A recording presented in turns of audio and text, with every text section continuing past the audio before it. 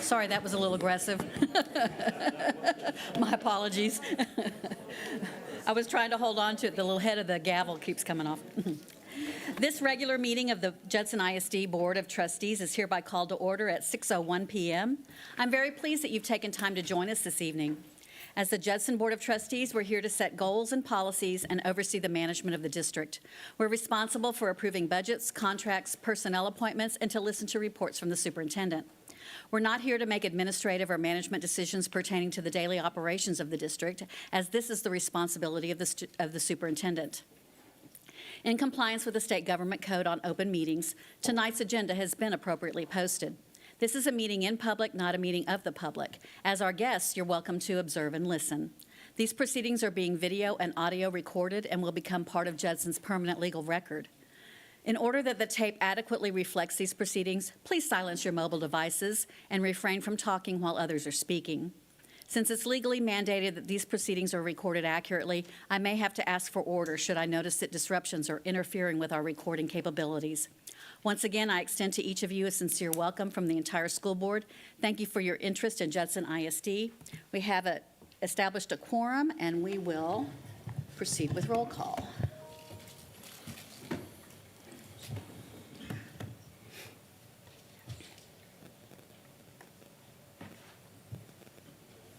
Thank you very much. All 7 of us are present.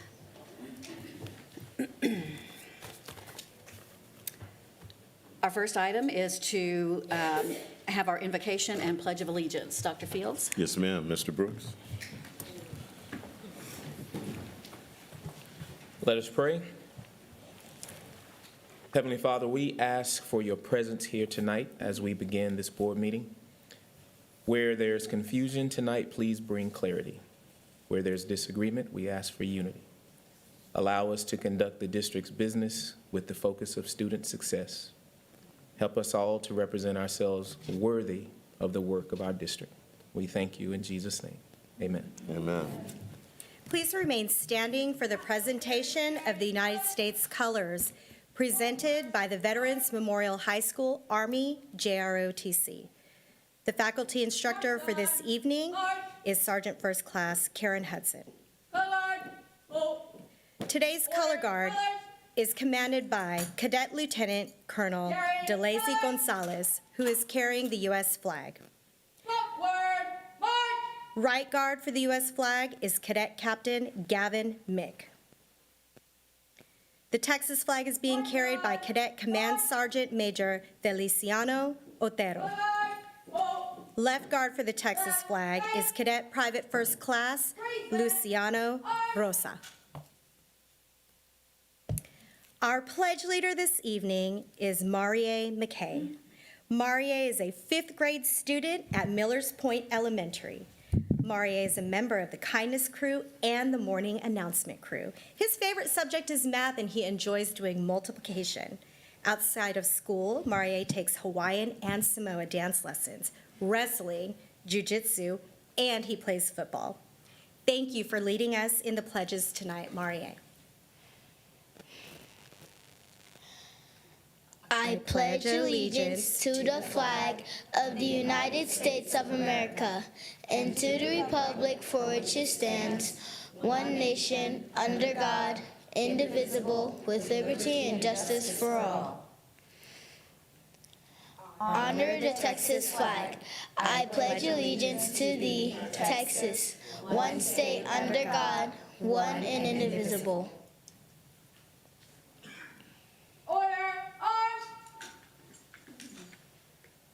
Ready, face! Forward, march!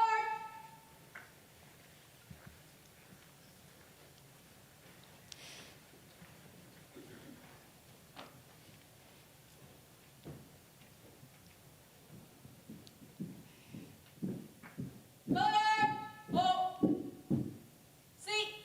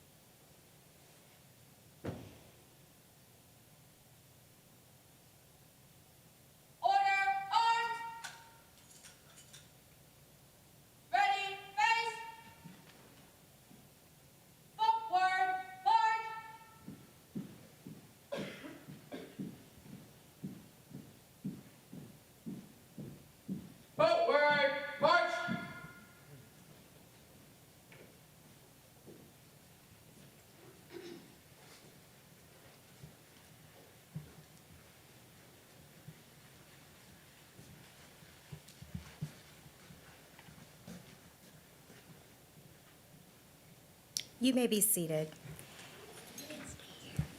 If we can give a big round of applause to our pledge leader this evening. We have a certificate for you.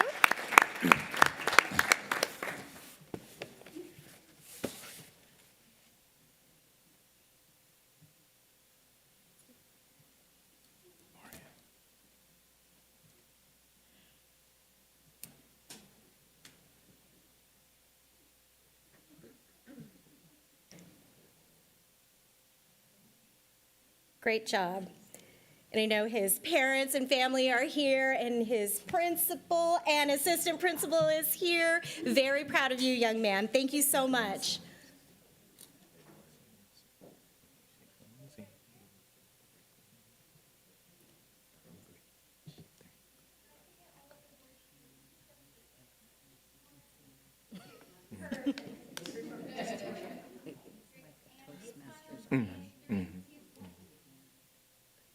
Awesome job. Thank you, Marie. Good job.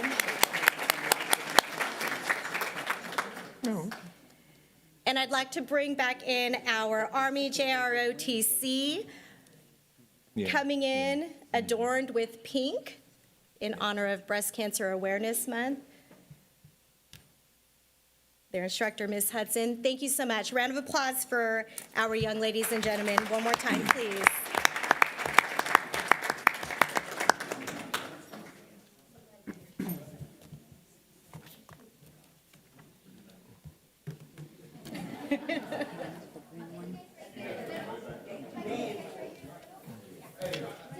I made my invocation short.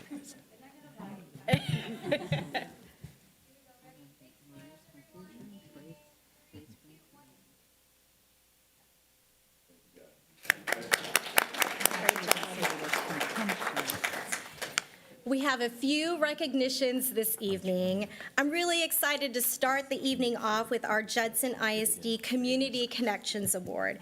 This award honors a community partner that significantly impacts the school community through their dedication, collaboration, and innovation.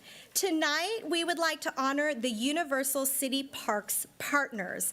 We are so happy that Lori Putt, Christina Fitzpatrick, and Ollie Schaefer could take a break from the Universal City Pumpkin Patch to be with us this evening.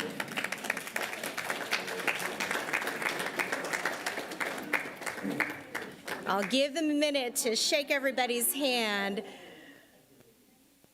But if you've been to the Universal City Pumpkin Patch, you might see these ladies running around, grabbing pumpkins, and hosting lots of community events.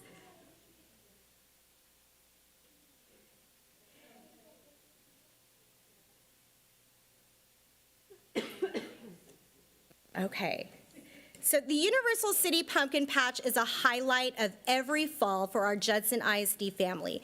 Over the years, Parks Partners, through the Pumpkin Patch, has given more than $60,000 to support Judson ISD schools and programs to enhance opportunities for our students. And their impact goes beyond financial contributions. Park Partners has created a welcoming space for the entire community where families and friends can come together for fellowship and fall festivities. We are so grateful for Parks Partners' partnership, generosity, and commitment to our schools and community, and we proudly present them with the October Community Connections Award. Thank you so much.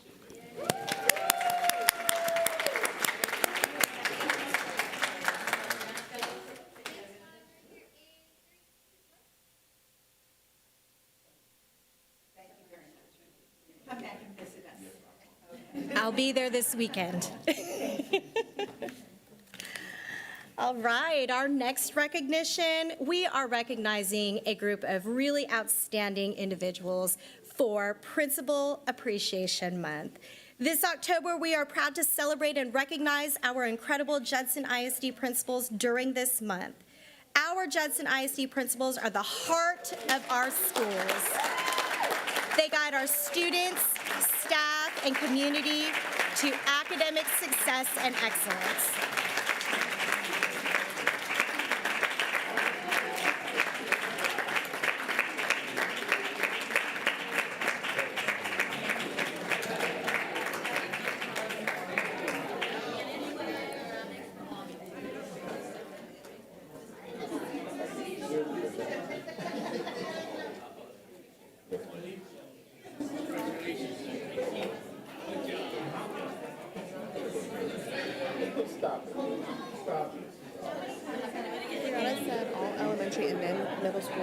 next, or do you want to do them all together?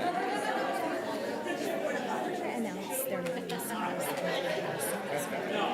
Okay.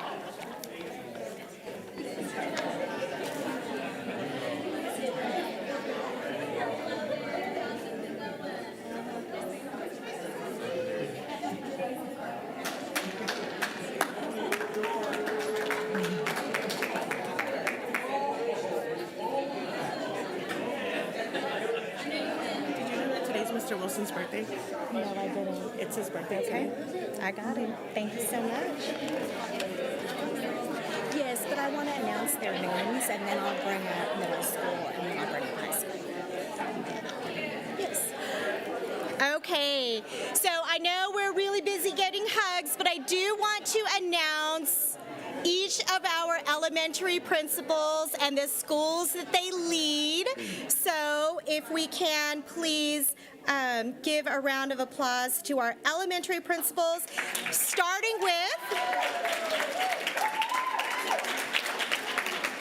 Rochelle Diaz at Kennewood STEM Academy, Miriam Huerta at Converse Elementary, Amber Gonzalez, Copperfield Elementary, Dr. Melissa Martinez, Coronado Village Elementary, Esmeralda Garza, Crestview Elementary, Scott Wilson, Elof STEAM Academy, and also, Mr. Wilson, happy birthday, sir. Cynthia Latino, Escondido Elementary, Shannon George, Fine Arts Academy at Olympia, Dr. Kelly Lofton, Franz Leadership Academy, Rosalba Martinez, Hartman Elementary, Terry Combs, Hopkins Elementary, Dr. Latanya Baker, Masters Elementary, Joshua Ellis, Millers Point Elementary, Suzanne Scott, Park Village Blending Learning Academy, Trisha Davila, Paschal Elementary, Michelle LaRue, Rolling Meadows Elementary, Michelle Allen, Salinas Elementary, Sharon Balderas, Spring Meadows College Prep, Tanya Alarcon, Woodlake Elementary, and Alma Nera, Wortham Oaks Elementary. These are our elementary school principal leaders. Thank you so much for all that you do.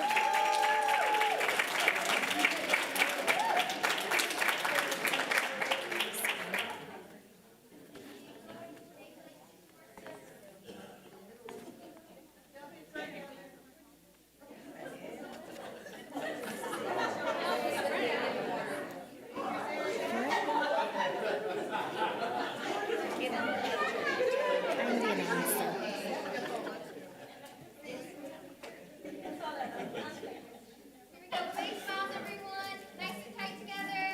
One big family. And 3, 2, 1.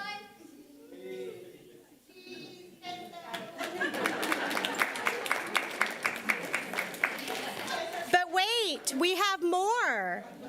Let's bring in our secondary principals into the room. Give them a big round of applause.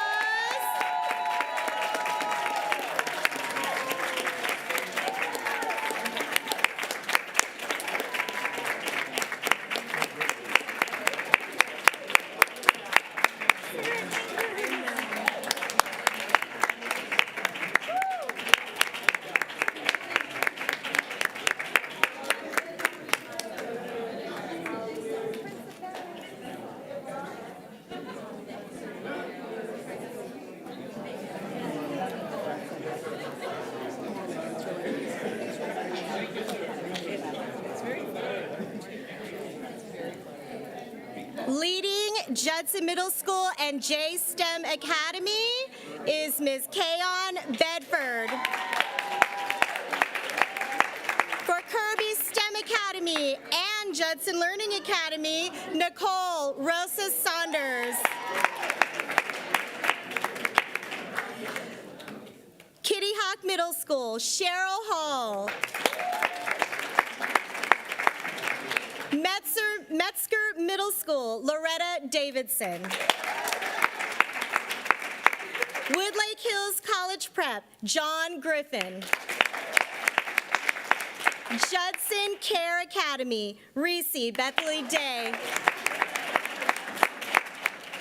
Judson Early College Academy, but not for long.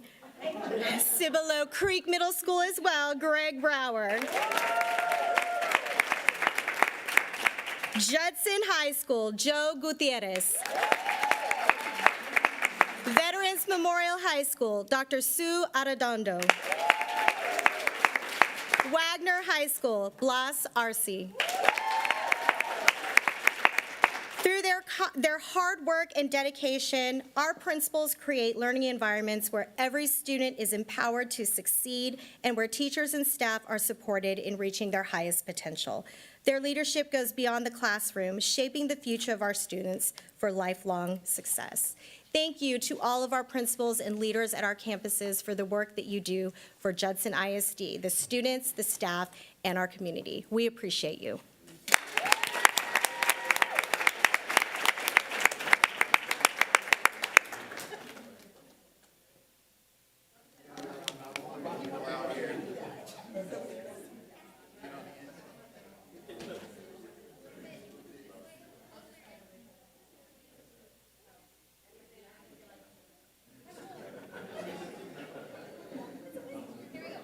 Big smiles and 3, 2, 1.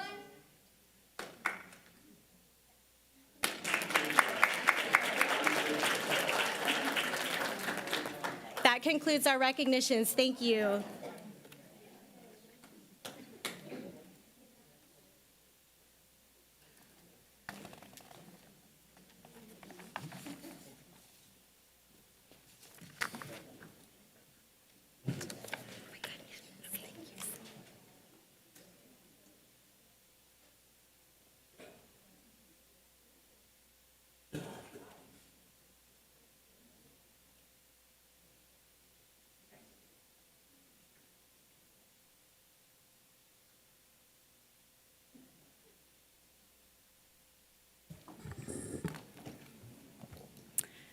Thank you to all of our principals for everything that they do for us. Truly appreciate all your hard work and devotion to our students.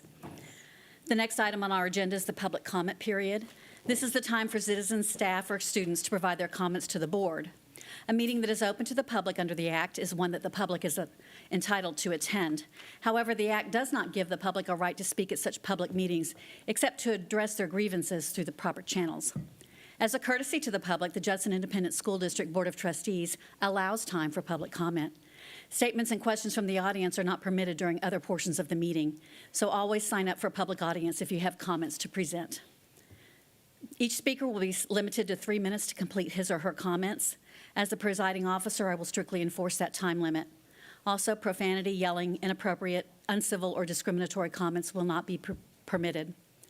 In accordance with the Judson ISD Board Policy BED Local, in the event your comment, in my judgment as the presiding officer, constitutes a complaint or charge against an employee or officer, it will be necessary for me to interrupt you, ask you to stop, and direct you to seek a resolution of your complaint through the district's appropriate formal grievance policy, DGBA for employee complaints, FNG for student or parent complaints, or GF for public complaints. By law, the Judson Independent School District Board of Trustees cannot lawfully discuss, deliberate, make comments, or make a decision on any matter raised in the public comment period, which is not specifically listed on the board agenda for this meeting. With those cautions in mind, we'll now be glad to hear the general comments. Our first is Marilyn McKinney.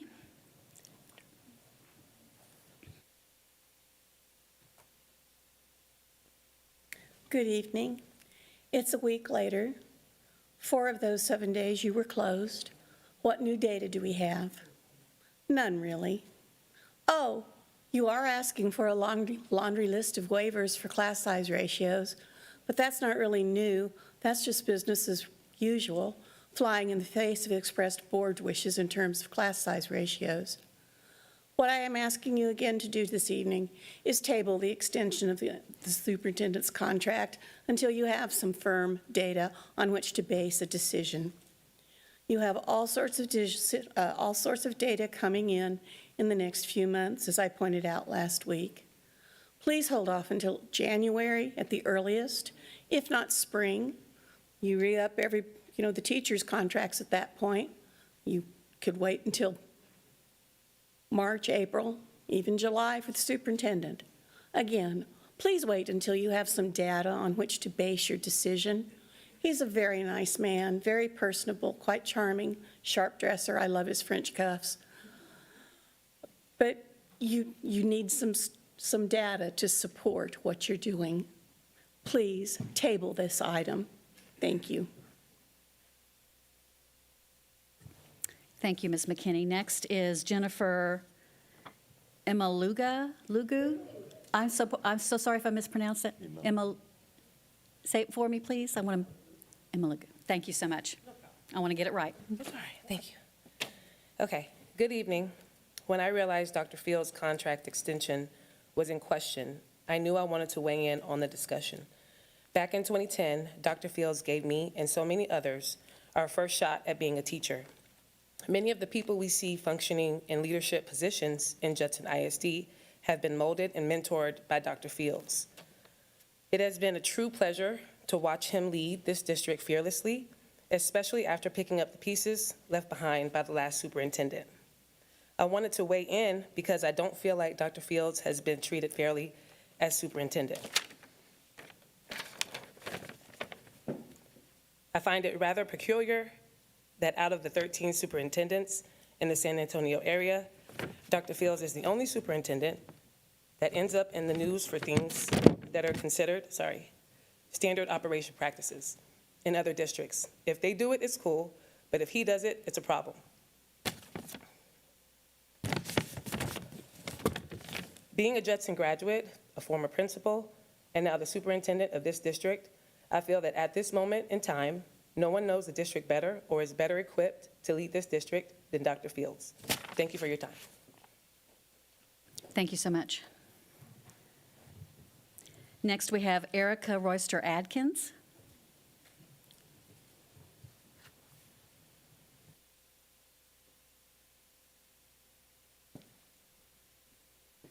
Good evening, Dr. Fields, members of the board, and the cabinet members.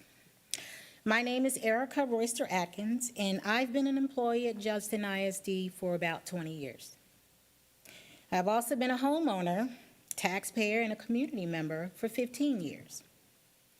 I'm saying all that to say that I have been around for a while, and I've had the opportunity to see the makeup of the Judson ISD board change over the years. I have witnessed some pretty disturbing debates.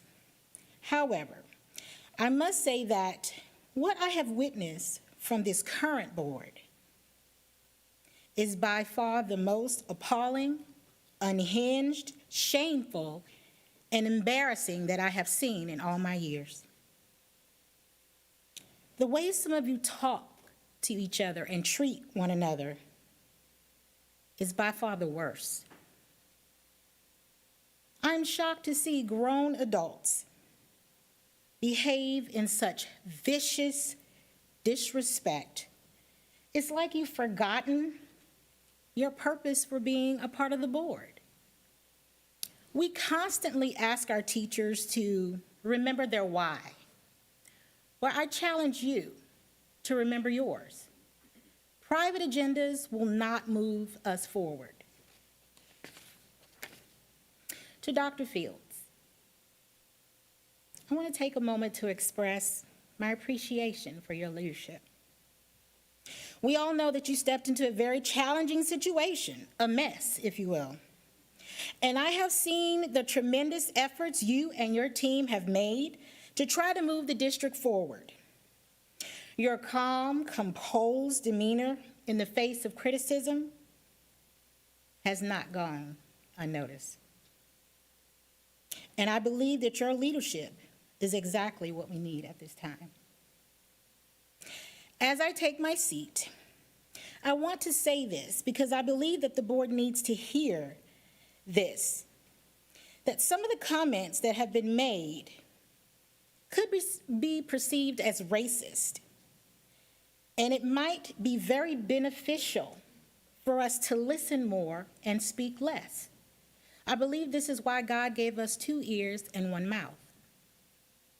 Finally, I ask that we work together to create a more respectful and collaborative environment.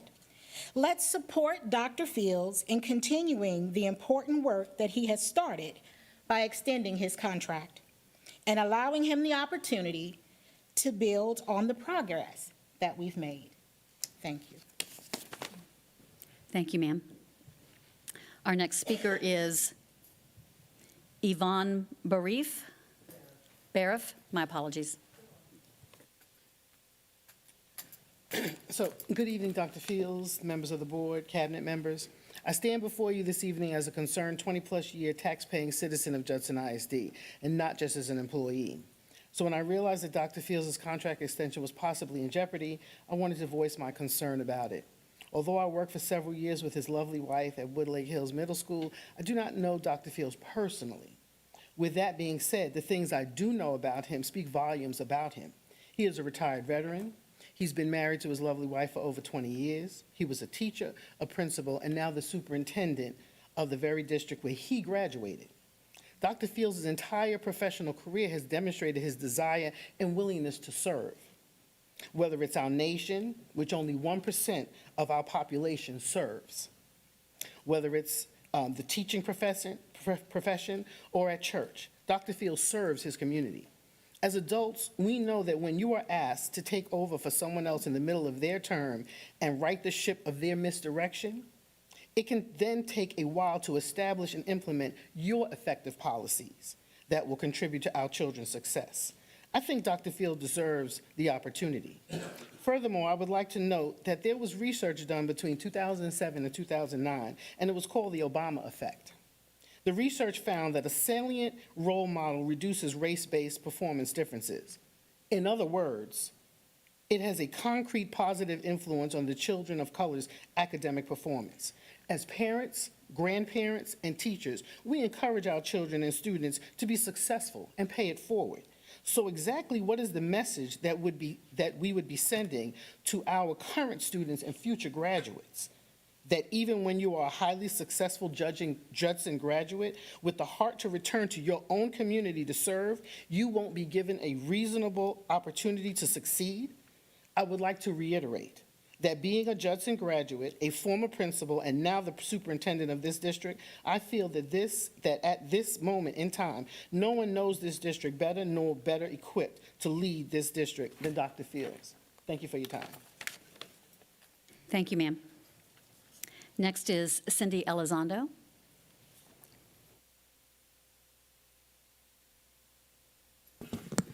Good evening. As a concerned taxpayer and coming to the Universal City area with the military and being around military families, being very inclusive with everything we do, I noticed once again that the superintendent contract extension was on the agenda. Now, in 1 week, nothing in our district has changed. We are still greatly in debt, and we still have failing schools. You must make informed decisions and guide our schools with unbiased decisions and not based on emotions. Why don't you treat this contract like teachers and table it till all the data is in? April, May, teachers get their contracts. And then look at the data for an informed decision. There was recently in the news a superintendent in the area who was offered a pay raise when his staff had gotten nothing. And he answered that question and said, no, when my staff, when my teachers, the people in the fields can get it, then you can give me one. I'm sure with any contract extension, usually there's a pay raise involved. Right now, we just can't afford it. So please, wait for data. Make an informed decision for our kids. Thank you. Our last speaker is Daniel Brooks.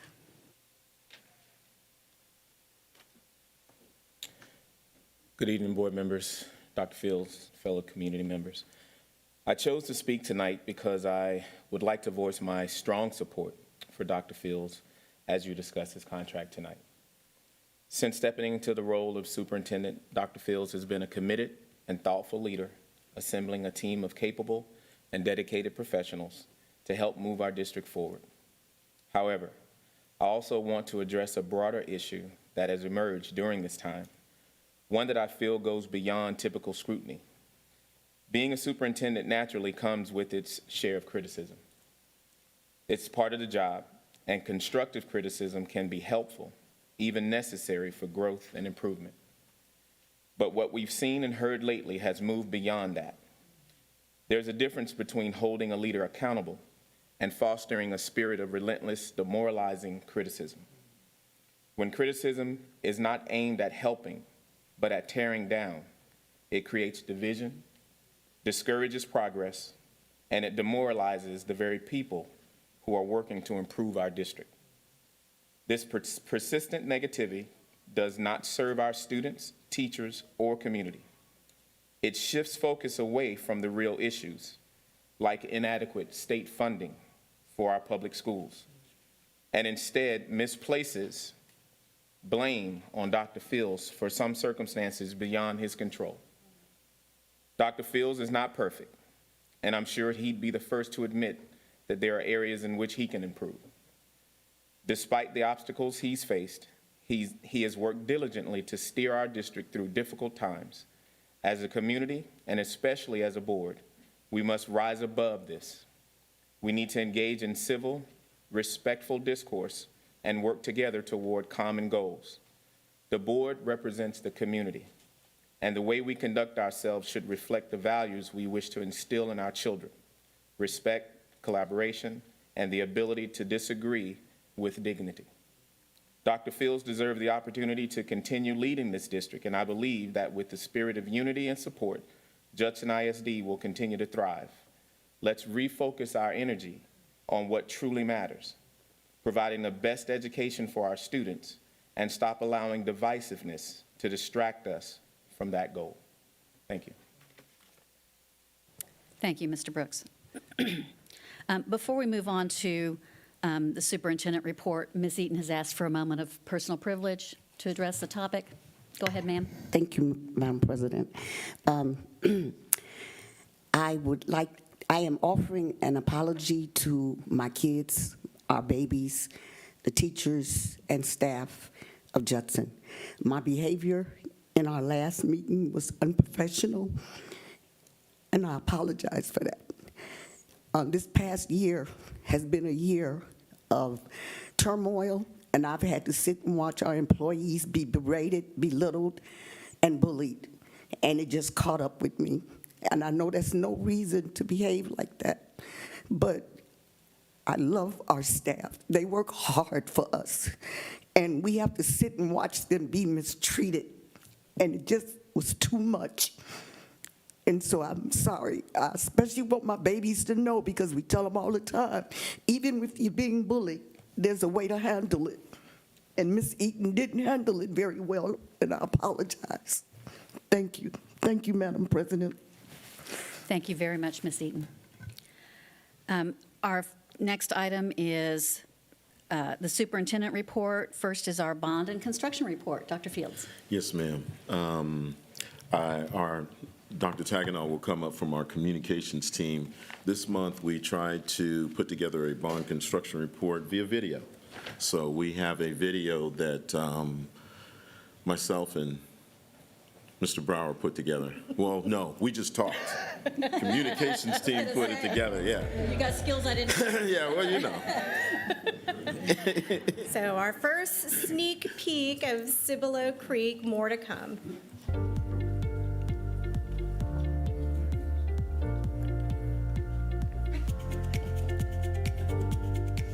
How is everybody? My name is Dr. Rob Fields, Superintendent of Judson ISD, and I'm honored to be here today with a longtime colleague and friend, Mr. Greg Brower, who is going to be the new principal of our newest middle school, Cibolo Creek.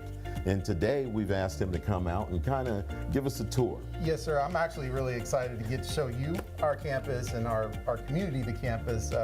Let's get out there, see what it looks like. I've been ready to do this for a while, so All right. yes, sir. Yes, sir. Thanks.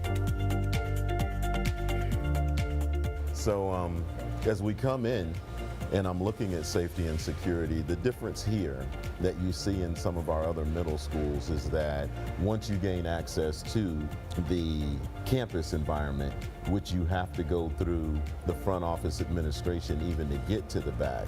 When we're hosting a basketball game, we have a dedicated entry with concessions.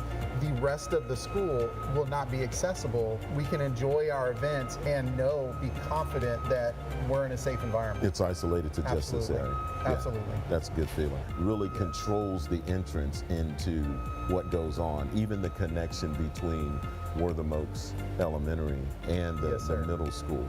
Each area can be almost closed down to where it isolates that one area. I think that with safety and security being so important now, that's one of the things that I'm thankful for is seeing the design and knowing that I can be confident so that as I move forward for planning, safety drills for the students, we can, from day one, instill calmness in our community that this is going to be a safe spot for kids to come.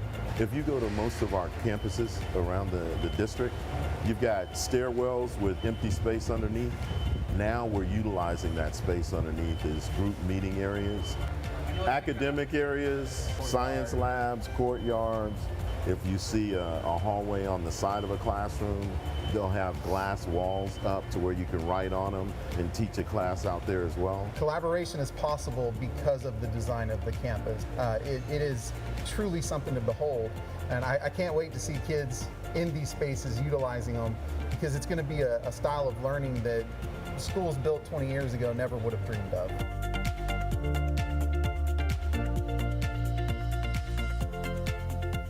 So Greg, traditionally in Judson ISD, our schools have been neighborhood schools.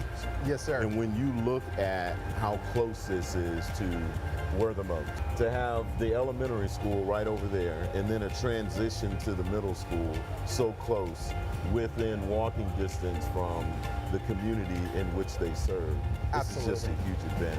This truly is a part of the community. It's a reflection of, and we want to be inviting to our community to be partners with their children's education. As a leadership team, we'd really love to see those kids in the elementary school so they can get a sense of that. It'll really create a swell of pride that moves from Wortham Oaks Elementary to Cibolo Creek Middle School. And there's so many ways to do this. I think that's what our community here has been wanting for a long time, and now we're on the cusp of doing that. And in less than a year, this is going to be full of kids doing amazing things. And that's the exciting part of this. And our community gets to see it right out of their back window. Now, finally, you spoke a little bit about it earlier, the culture, the spirit, the philosophy of the campus. What are you looking for?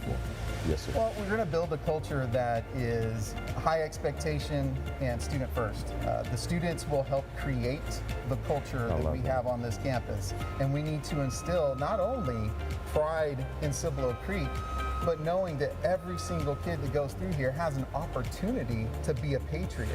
And there's some pride to that. Judson ISD has a lot of traditions, and creating those traditions here is very important.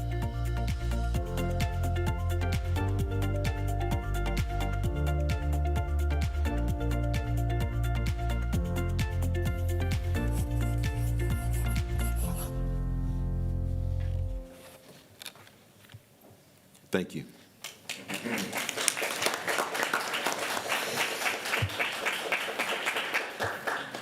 Next up is our beginning of the year data that Dr. Saunders and Dr. Toppin will cover.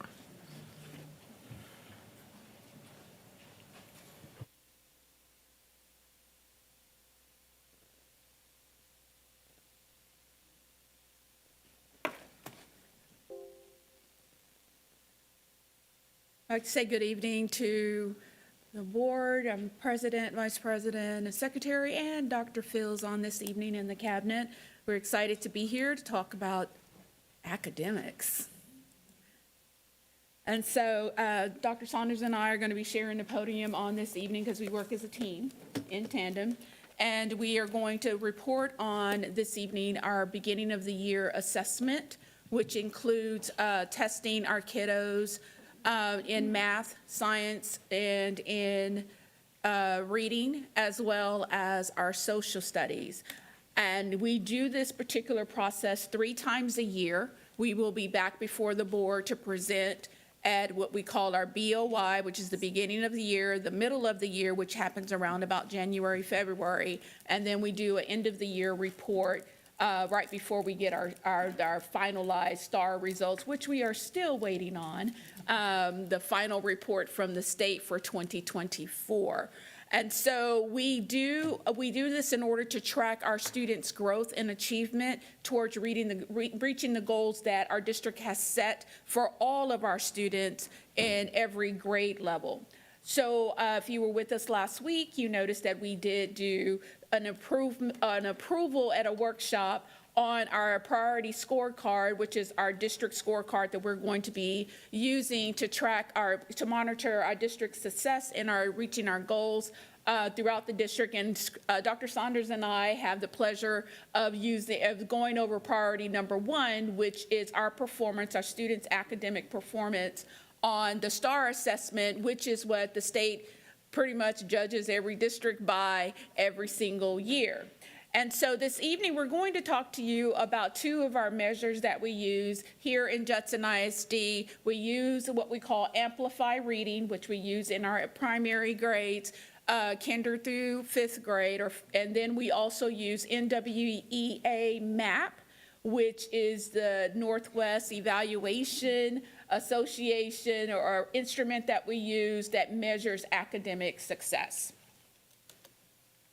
And I want to just bring us real back in focus that the purpose of these 2 assessments that we're using in our schools to go through and make sure that our students are progressing and growing in the areas that we need them to grow in.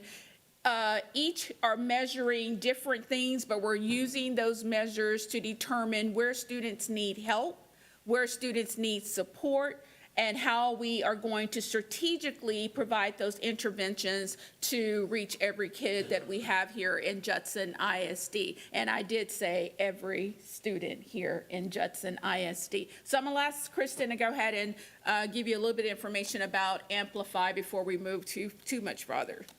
Oh, thanks. So couple of things about Amplify that are a little bit different from NWEA, and you guys will see it as we get into the slides a little bit more. Amplify reports out as students that are at benchmark, above benchmark, below benchmark. So the correlation that we can make is that would be on grade level, above grade level, below grade level. Along with that, the same thing that NWEA does is it provides then campus principals as well as teachers another layer down for individual students. So instead of giving them just an overall score, it will break it down from the composite score and tell them these are the actual skills that the student would either need an intervention for, or this is a skill that we could slightly tweak to move the student from one performance level to the next. So as we get into the slides a little bit more, you will see that 3rd, 4th, and 5th grade reading is reported in a little bit different manner than math, social studies, and science. Are you okay if I move forward? Absolutely. Okay. So this is the slide I was just alluding to. So as you can see, it reports out blue, orange, and green. So that's below, at, and above benchmark. We say the same thing for grade level. You can see the 3rd grade scores there. 17% of our students are below. 4th grade, we have 22% of our students below. And 5th grade, we have 22% of our students below as well. If we were to take at and above and put those pieces together, we would be sitting at 52% of our 3rd grade students are at or above grade level. 53% of our 4th grade students are at or above grade level, and 46% of our 5th grade students are at or above grade level. So then what does this mean for the tactical and operational level. So like we just discussed, it's the next layer down for principals as well as teachers to dig into students' individual progress and then determine what are the next steps for interventions. Any questions on reading? Just a Yes, sir. statement. Can you guys really clarify the difference between how this Amplify reads out versus what you're getting ready to go to with NWEA? Absolutely. So NWEA has something that's called a STAR Proficiency Projection Report. So NWEA and Amplify are both norm referenced at the national level. NWEA has an additional tool that's called a linking study, and in essence what it does is it takes that norm reference data and it aligns it to Texas standards or the TEKS, and then determines, okay, if a student were to take the STAR test today, the day they took the BOY screener, what can we project, how could we project the student would perform on STAR? So when we talk about NWEA data here in just a few minutes, you're going to see that we're able to predict approaches, meets, and masters from the BOY screener. Unfortunately, we cannot do that with Amplify data, although it gives us incredibly valuable information. It reports out as reading on grade level, above grade level, or below grade level. It doesn't necessarily measure those individual standards as compared to STAR. Thank you for that, Dr. Fields.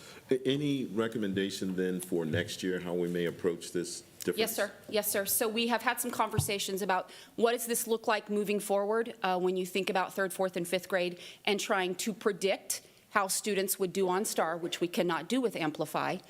And then talking about our middle school campuses who are receiving fifth grade students with their Amplify data. It feels like it would be a plausible next step for us to start talking about next year our third, fourth, and fifth grade students being measured at BOY, MOY, and EOY with NWEA as well, because it does have that STAR proficiency. Because right now what we're doing when we look at reading is we're able to determine these are the students that are at or above grade level. It's the teachers that then have to dig into the next level and figure out, okay, what does this tell me in relationship to STAR? It's a lot of pressure for teachers. With NWEA and the STAR proficiency, you have the ability of reading a report and it will actually tell you the standards that need to be addressed. But because Amplify does not contain that linking study that links the data to Texas standards, it's really our team as well as campus principals and teachers that have to really drill down and kind of figure that out with reading. So it's a conversation, an ongoing conversation that we're having at Cabinet. We will actually have that conversation with elementary principals tomorrow and then kind of move that conversation forward. Yes, ma'am. So are we using the NWEA at all right now? We are second grade through fifth grade in elementary, and then in middle school and high school as well. So any student that takes a math STAR test is tested with their screener through NWEA. So second grade through Algebra 1, they all use NWEA or MAP. Second grade for math. Math. Yes, yes. For reading in elementary, we use Amplify. Okay, but you're saying Amplify kind of is not as effective and... That's definitely not what I'm saying. So anyone from Amplify listening, that's not what we're saying. So I'm just saying it reports in a different way, right? When we think about what our priorities are and we think about the way that our goals are set, they are set for third grade and up, anyone who takes STAR, right? We're measuring all students based on approaches, meets, and masters. In priority one. Amplify does not report out as approaches, meets, and masters. We would love to be able to say below would be approaches, on would be meets, above would be masters. It does not correlate that way. The reason why NWEA or MAP does for math is because they have a linking study that takes our national norm reference data and connects it to Texas standards. Amplify does not have that, although the information is incredibly valuable. Our teachers have to do the next level with reading, and they have to take this data and determine, okay, how does that impact as far as STAR is concerned? And there's no way to tweak it or get it to where it could do the same thing that the NWEA? No, ma'am, it's not designed that way. Okay. Yes, ma'am. Okay.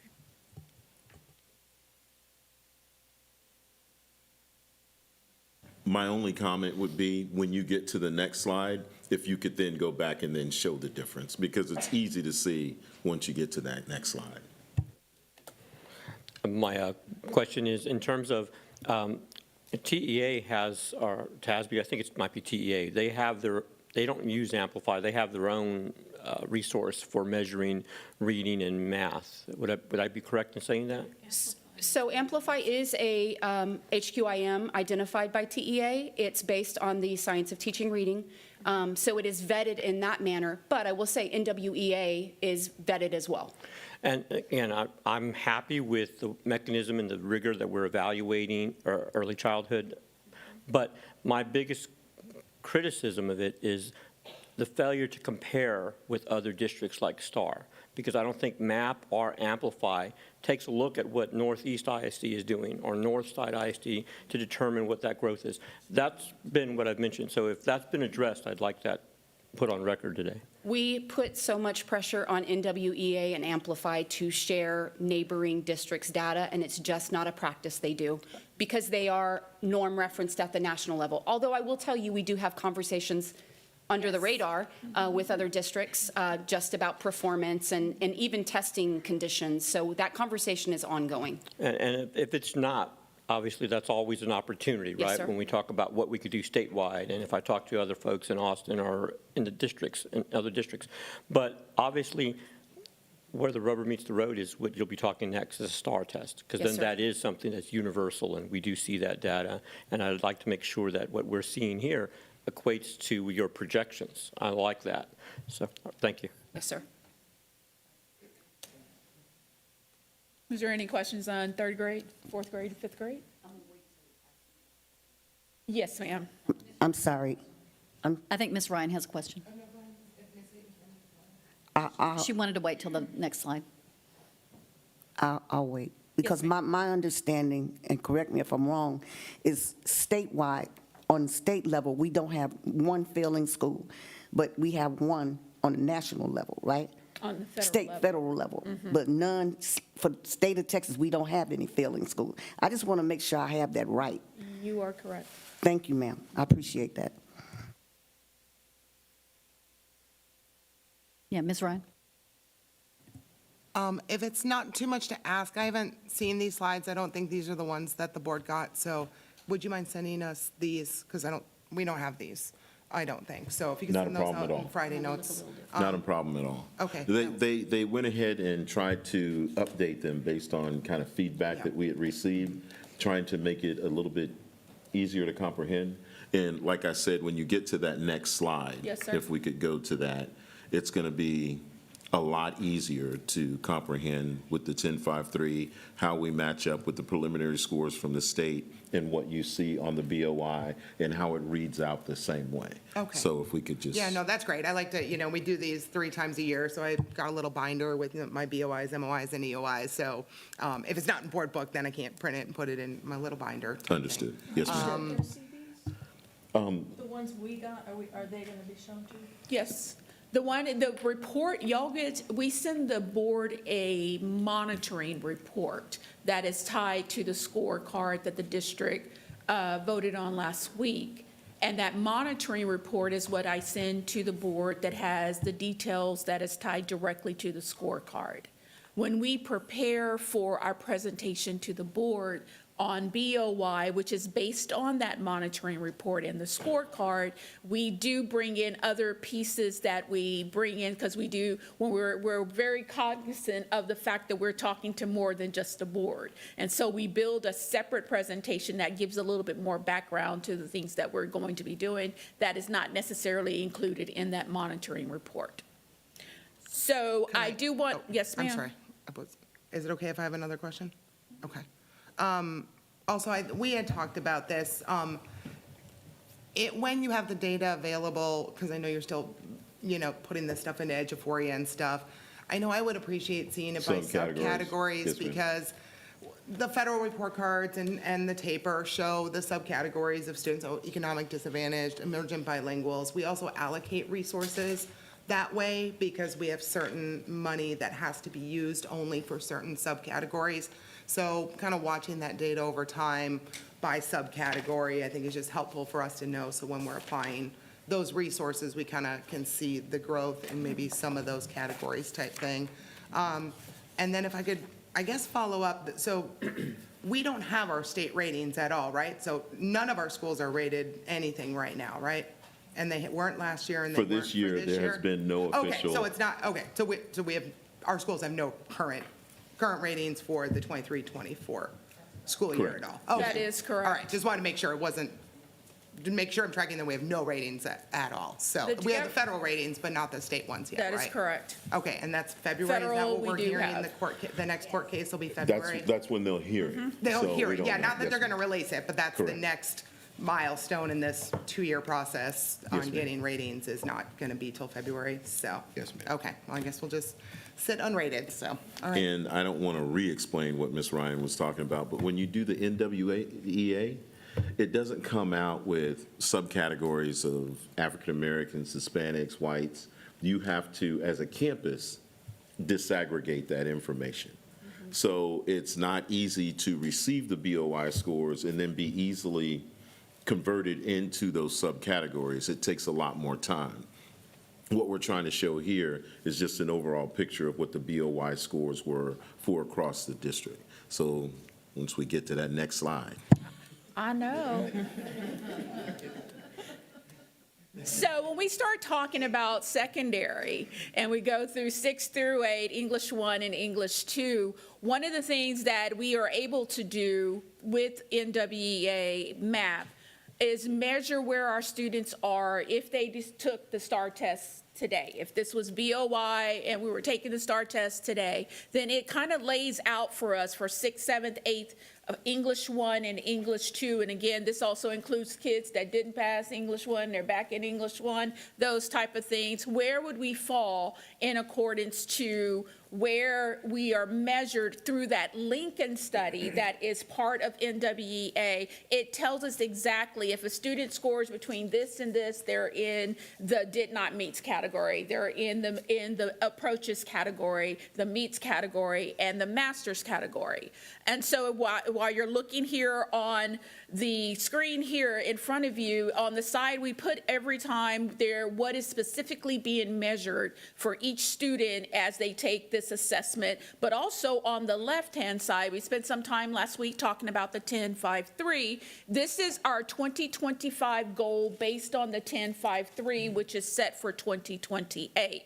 So we're looking at a goal of 72% for approaches, at 43% for meets, and 12% for masters. So right now, if you look down at the very bottom, you can see that right now our district is trending when we look at 3rd grade reading through English 2 in Judson ISD. We are trending right now based on the STAR projections, based on the NWEA report, at 75% at approaches, 51% at meets, and 14% at masters. So in turn, one of the things that also came up last week, we were talking about where was the state last year at the end of the year? Where was the preliminary state performance for the state of Texas for grades 3 through 8, English 1 and English 2. So as you can see down at the bottom, I went ahead and I added that to that after our conversation last week. We can see that the state came in at 74% at the end of the year last year, and we're at 75% right now for approaches. The state came in at 53% at meets, and we're at 51% at this time. And the state came in at 22% for masters, and we're at 14% at this time. Again, I want to reiterate that these are preliminary numbers for the state because we have not received the official TAPAR report for the state.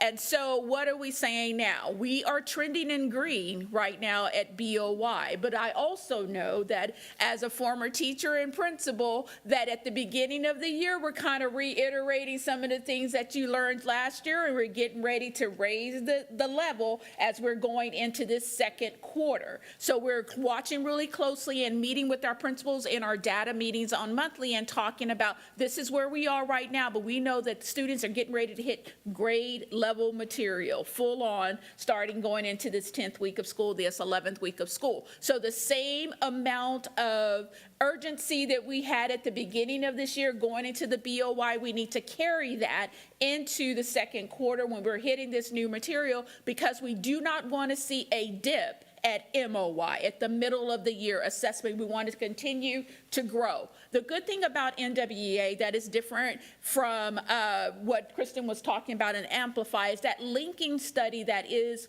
coming from their company, linking it to our state standards, and we get what we call a learning continuum. And in that learning continuum, it spaces out the TEKs that are being tested with that particular area, and it tells you very specifically, this student is having a trouble in author's purpose. This student is having trouble in author's craft. And so the teacher is able to look at that TEK and then go back and look at our materials, just like they do in Amplify, because they do have some materials that are linked that way, but ours are linked specifically to the standard. And we're able to go back and say, you know what, as a campus, your campus is showing that a lot of your ninth graders are suffering in this particular area. What are we going to do instructionally at the operational level, and what do we need to do at the tactical level, which is the level at the district level, to provide the materials to our students, to our teachers, so they can get it to our students so we can reinforce those skills that they're struggling with. Any questions on English? Yes, ma'am.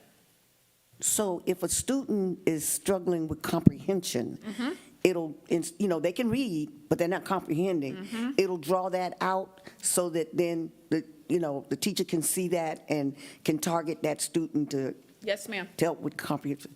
I like that. I like that.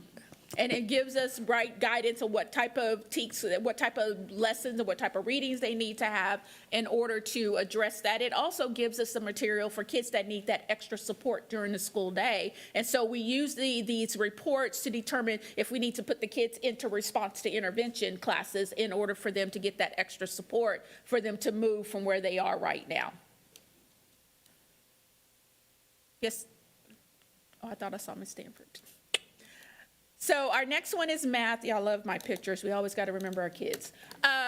Our math is, we're looking at math in grades 3 through 8 through Algebra 1. 3 through 8 through Algebra 1. Again, on the left side of the screen, on the right side of the screen, I'm sorry, on the right side of the screen is all the things that are being tested. When we sit for this NWEA screener, these are all the different areas the kids are tested in grades 3 through Algebra 1.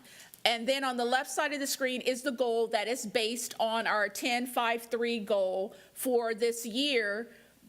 Moving back from 2028, for 2025, we need to hit 61% in approaches. That's what we have set the goal at. 25% at meets, and we're supposed to hit at 8% at masters. If you look at the grade levels going towards the bottom, it tells you right there in the grade levels where we are currently in Judson ISD based on our MAP scores. But when we are looking at the district average, we're looking at how that district average compares to priority 1 on our scorecard. You can see that right now in grades 3 through 8, through Algebra 1 in math, we're sitting at 68% approaches, 36% meets, and at 10% masters. That's where we're at right now. And then again, I went back and looked at where the state was at the end of the year last year for grades 3 through 8 through Algebra 1. The state was at 69% approaches, 41% meets, and 17% masters. That's where the state ended at last year's STAR test in the preliminary reports we have right now. So we're in green in comparison to the 61% for approaches, the 25% for meets, and the 8% for masters. But it is not lost upon us at the level that we are at the operational level, and it's not lost upon us at the campus level, that we have some opportunities here. when you're looking at specific grade levels. And we know that we have an opportunity in 8th grade because we knew that those 7th graders were not performing well last year, so it's continuing. So we still have some work that we need to do with those levels. So when we're talking about what we present to the board, we're always going to present what is connected to our scorecard in priority 1. But at the levels, at the campus level and at the district level, we're always looking at not only our subpopulations, but also looking at grade level performance and where do we need to focus on at that grade level for math. Yes, ma'am. Just to make sure I'm reading this right. So our 2025 goal is 61-25-8. But we're currently at 68-36-10. Yes, ma'am. So I'm not sure, our goal seems to be lower than our current, am I reading that wrong? That is where we are right now at BOY. You're not reading it wrong. Why would our goal be, no, am I reading it wrong? Because You're not reading it wrong, Ms. Stanford. What we're trying to say is that we set our goals to what we felt like schools would be able to see a goal, see that it's attainable, and then march off and go get that done. To the principals, thank you. Because what they've done is they've set that goal and they're moving towards it, even quicker than what we thought we were going to move towards it. And that's what we were saying when we were talking about the scorecard.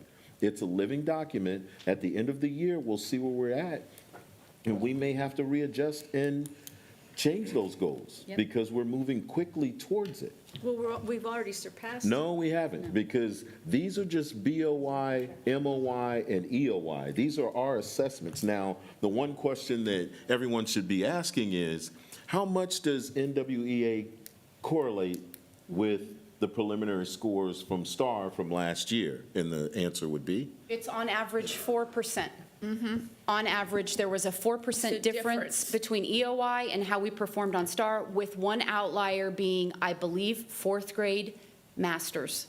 There was like a 7% difference. But other than that, it was trending that direction all along. But I will say also, historically, we see a little bit of a step back when we come to MOY.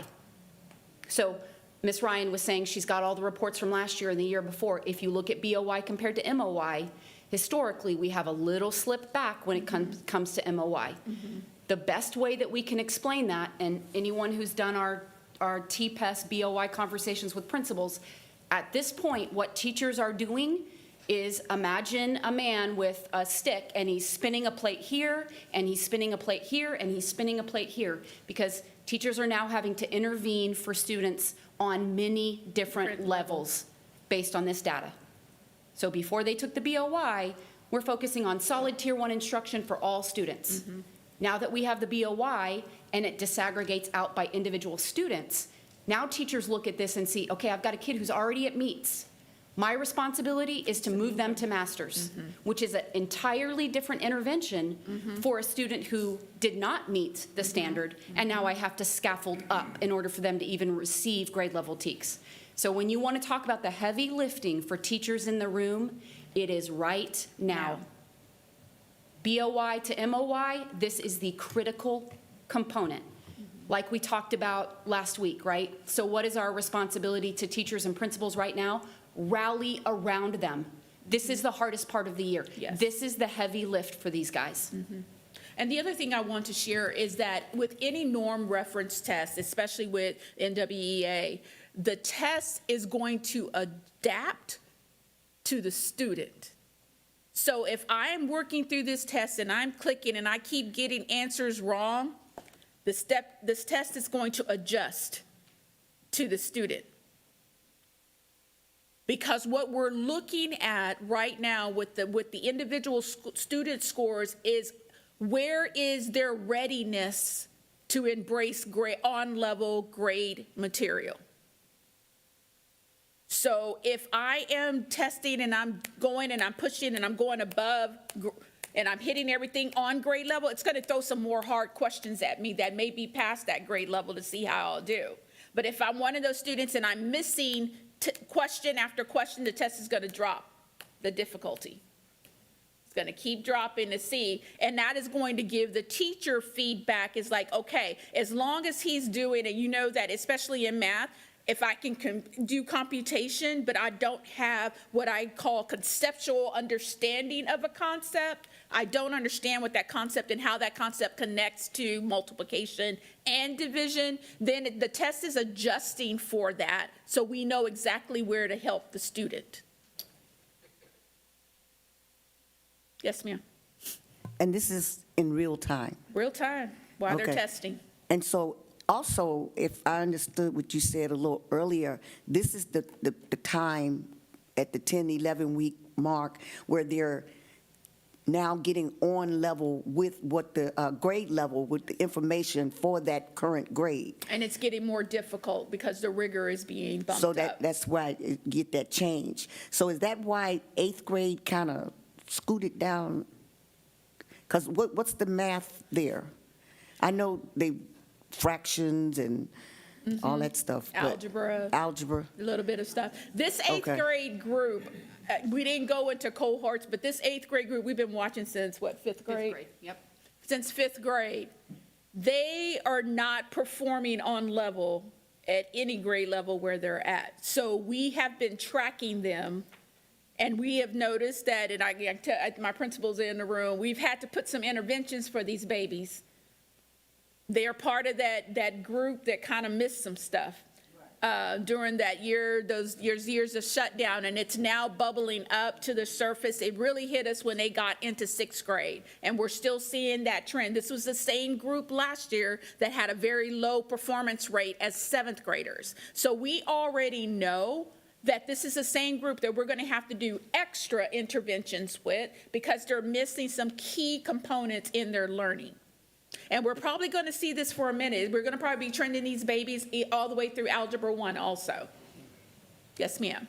And so I'd like to refer back to Ms. Stanford. We would not adjust our goals now. What we would do is wait for EOY data, and then we'll look at where we are based on the STAR goals and then the other progress measures that we've got that build up to those STAR goals. And that's when we would look at to adjust our goals for the next year. I had a question. So obviously, the emphasis on Algebra 1 is a very core portion of math, but in 2021, when we had this discussion about where students were in math level, we had looked at only 19% of our students were at math level. And when we see the data in that way from the TAPER report, that's not just focusing on Algebra 1, or is Algebra 1 and math all the same? Yeah, but this is 3 through 8. Okay, so I'm talking about specifically 7th grade, because I remember that being middle school, where we talked about we had some challenges in middle school. So if we were below state average, I think the state average was in the 30s, we were 19%, we had a higher hill to climb. Yeah, we're holding the ground in elementary. So I guess I want to say we're looking at that too in terms of how we're strategizing, because when you combine both elementary and middle school, your data is going to shift a little bit, right? But when we see the TAPER report, they spell it out. Yes. 7th grade math and third. So I want to make sure that we're looking at that too, and that might be to what Ms. Stanford is saying in terms of our goals, because we get the data a certain way from the state. We want to, Yes. and we look at that, we want to see growth in those areas. So the 10.53 could be correlating to that, but again, I digress. Bottom line is, I just wanted to make sure that was acknowledged, that we still have to look at it through the lens in which TEA provides the information. Yes, but I will tell you that each school gets their own school's data. What we're obligated to do, I'll go back to the scorecard, and the way that we're reporting to you is because we set our goals 3 through 8 and EOC. So that is what, but I have no doubt, when we talk about data meetings, that's how far we go down. We go down to the student and looking at where the students, so principals, when they go through their data at their campus level, and when they go through their data with us, they're looking at individual grades, they're looking at teachers, and they're looking at students. I'd ask this. First, this year's 8th is last year's 7th. Yes. So we see it. And again, I know I say this all the time. This isn't exclusive, though, to Judson ISD. It's not. This is everybody who came out of that. In addition, Is this how the state does the overall score on the TAPER report? Yes, they do. They do it. So that's they why do we it selected it multiple to be ways. reflected this way? They do it multiple ways. They do it by grade level. They do it by ethnicity. They do it by race.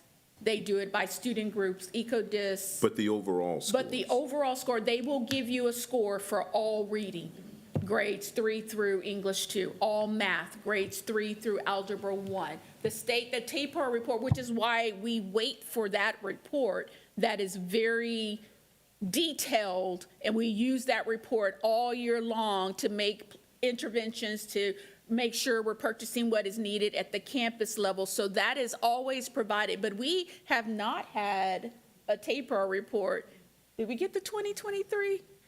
We got it really, really late, like going into almost January, I believe, this year, and we're still waiting on 2024. So we can't wait for the state to give us the TAPER report, which is why we do the BOY, because we need to look at where we ended up in STAR based on preliminary numbers, and we have to sit down and start making plans and putting goals together and start making strategic decisions about interventions before students even come back in August.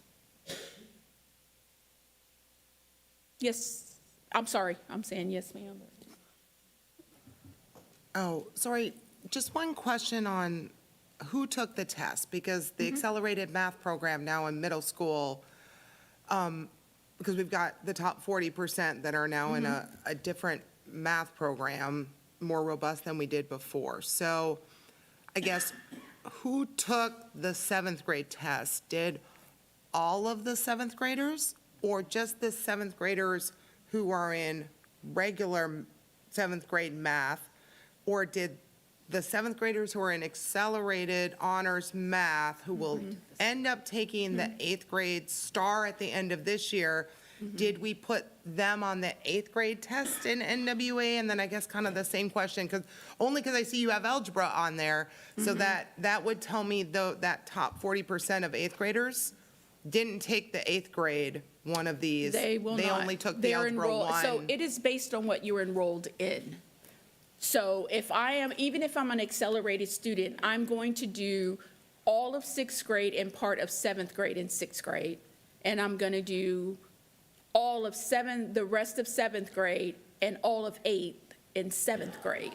Okay, So it's based on your enrollment. So on paper, that It says student, 7th if grade they're honors. if they're sitting in an accelerated class and it's a 7th grade class, it'll be accelerated. So you're going to take the 7th grade. Okay, so all the 7th graders all took 7th grade. Okay, so then these last, or the second to last and third to last columns, the 8th grade and the Algebra 1 middle school, actually take our 8th graders then and split them up, right? Yes. So the Algebra Because your 8th graders in middle school that are taking Algebra 1 1 took are that, so the top- under Algebra 1 on their in schedule. theory, the top 40%, because that's where the state had wanted the cut line, to have the top 40% being enrolled in Algebra 1. And so when we see 8th grade numbers, those are just the 60% of students that had scored in the bottom 60th percentile. on And the some STAR. students that the So we would parents did expect not those want them numbers to to be take algebra. Correct, or parents who had declined out of it, or somehow transferred in and weren't part of the accelerated program. And we're Okay. watching all of our accelerated kiddos really Okay. closely this year because that was something new, accelerated math that the state rolled out, that had to roll out this school year. Correct. And so we're watching performance because they based that mostly on STAR. And then we came back after BOY and looked at kids that performed in the upper level on our BOY and came back and asked parents Move if some. you would like to Okay. move them into the accelerated program too. Because we were doing it before, but it was more of a choice. But now the state is but now it's requiring it. Much more stringent. Okay. No, I think it's just good to know that we're not just looking at just 8th graders aren't in one column. 8th graders are contained in 2 different columns here, so when we see big dips, It's a determined little by bit the explainable level. because we pulled all the Algebra 1, and in theory, all the highest scoring kids got pulled over to that algebra column, so it would make sense that the 8th grade column should be a little bit lower. And if I'm not so. They mistaken. tried to delineate that in the slide by saying Algebra 1 at middle school. Oh, no, I know, I love the way it's broken out. I Yes, just didn't know if everybody remembered that 47 on 8th grade is because some of those kids are over in that 94. Some of those eighth graders are over in that 94. I would say most, if not all. We've All the split kids who those felt kids like apart. they could compete at that level, you're Yes. right. They took the Algebra 1 test, and then the ones that maybe weren't as advanced in math took the regular eighth grade test, and that's why. Yeah, no, it's great. Had we always put the eighth graders who were in algebra on NWAA? I just can't remember seeing that as a column. Okay, good. But No, remember that's- last year, we didn't talk about eighth grade in our Oh, yeah, you're BOY right. because we Never had mind. separate goals. Yep, you're right. So We weren't these looking goals at that This is metric. the first time are we've ever asking us to look at all disaggregated grades. to That's this why I'm all level. confused right now, because I'm like, wait, I haven't seen this before. So, okay, good. Then at least we understand which kids Yes. are Correct. in each of these Yes, columns. ma'am. Yes, Thank we you, were guys. tracking them, but we didn't report them on. Okay. Report on them. Thank you. So in biology, And I'm sorry, biology, Dr. I'm sorry, do you want me to go back? I pulled up the taper report. I do have it on my laptop. From 2023? Yes. Okay. So the most recent, I'm going to tell you, just so I can point the growth out, when we were identifying information the last time we did this, in 21, 22, whenever that was, we were looking for areas of strategic support. And we Right. identified seventh grade math specifically as an Yes. area. So when we talk strategy, it's still poor. But I'll give you an example. I'm looking at the approaches. The state average is 63%, and we're at 43%. So we're seeing growth that we need to get. But in eighth grade, we make up ground. We're at 66% versus 76% on the state. So I know that some of our strategies are working. So obviously, as a board, we're trying to provide resources and support. What do we need to do now between sixth and seventh so our seventh graders can make that jump, just as they're doing from seventh to eighth? I know that's your field, right? Management, you do your work, but from a board standpoint, we're trying to offer more support for administration and teachers to get there. And you have. And When y'all we have. went through the budget cycle last time, because this is one of the areas that we were concentrating on, and I'd asked Ms. Davis or Dr. Toppin to step in on this, we asked if we could have extra teachers at the sixth, seventh, and eighth grade level. And the board approved that in the budget. And now we have our RTI teachers working with, what is it, reading and Reading and math. Math. And we are specifically working with students and enrolling in students in those classes that did not do well on STAR, for one. But the other part of that is students that were promoted and did not pass math last year, but was promoted because that was the only course that they failed. But we're seeing right now, we're trending, we've been watching grades. They're in trouble again right now, so we're moving them into those courses to also provide intervention where they need it while they're taking on grade level courses. So we're doing that in reading and in math. Well, and to be fair, for the community's sake as well, I mean, we do have a different demographic of student. Poverty does play a role in that. But obviously, we want best for all of our students. So being cognizant of that in our evaluations, we may lose sight of that when we see 3 through 8, because we're not talking again specifically on the But taper. we're watching it. And so you guys should be, but we certainly want to know where we need to support and where those areas of support may be needed. So thank you for clarifying that. Thank you. Okay. Science, we take science in fifth grade, eighth grade, and biology. There's a big jump between the grade levels that are actually assessed in science. If you look at it, you can see that our 2025 goal is 68, 31, and 7%. We're sitting right now at 72% in approaches, at 32% at meets, and at 8% at masters. And you can see where our focus is right now as a district is in fifth and eighth grade. And we've had numerous conversations about what needs to be done. I'm so excited about our new math coordinator that is with us, Ms. Brock. Very good, clear eyesight on some of the things that we're putting in place in order to make sure that we're addressing it, that kids are getting their wealth of experience, because a lot of the questions is if the kids are doing labs, and do they know what that looks like in a lab, and are kids understanding the vocabulary that is associated with that content area. So we're struggling right now in fifth and eighth grade, so we have very strategic plans that we're putting in place in order to address that. And then you can see the STAR results for the end of the year. Last year, 2024, the preliminary numbers, 72, 42, and 15%. And in social studies, was there a question? Did I miss it? No? Okay.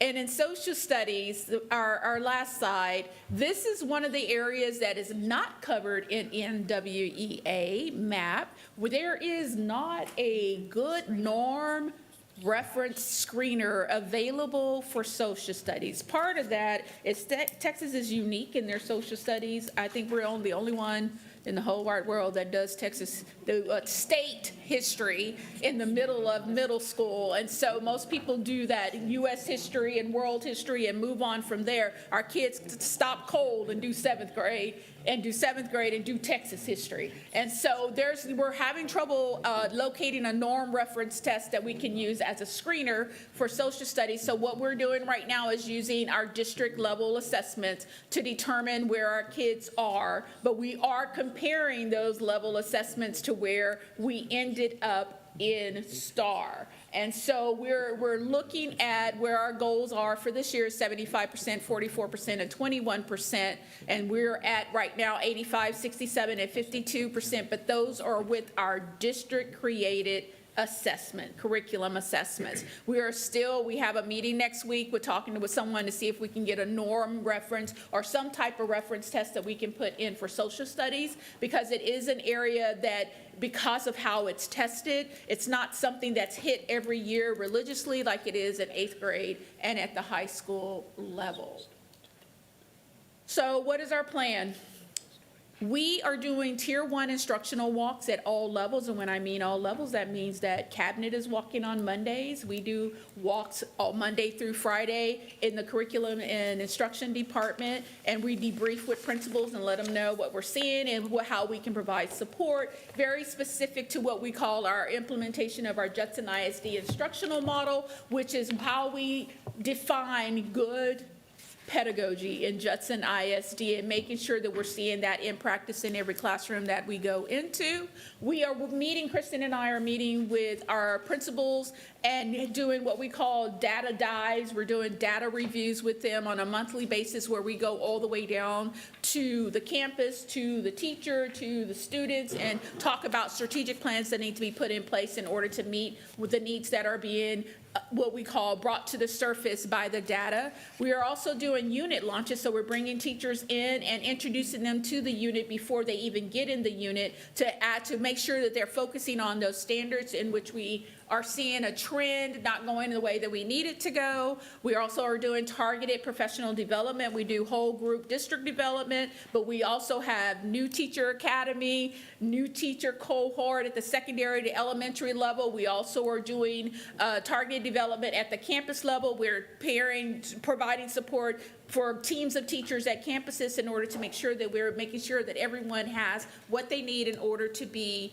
successful. And we did a district-wide implementation of professional learning communities using DeFore's book, Learning by Doing, and we are doing that at every level, at the principal level, assistant principal level, and at the academic trainer level, to make sure that we are talking about what do we do when students show us they're not getting it, and what do we do when students show us that they've already gotten it, and that we're putting strategic plans in place that we can monitor and check so that every single student in Judson ISD will experience growth this year. So that concludes the superintendent report. I would only say finally, before we move on or answer any other questions that you may have, is that thank you to our curriculum instruction department. And we've already talked about the appreciation for our campus principals and their leadership, but most of all, to the teachers and to the students who actually took the time to look into this stuff and say, this is how we move forward. Thank you, guys. Thank you so much. Any other questions on it? All right. Great job. Thank you for that presentation. Moving on, we have our consent agenda. I'm going to eliminate item E. It was posted in the event that we had an expenditure equal or greater to $50,000, but there are none, so we will not be voting on item 5E. Are there other items that anyone would like to pull? Ms. Stanford? G and L.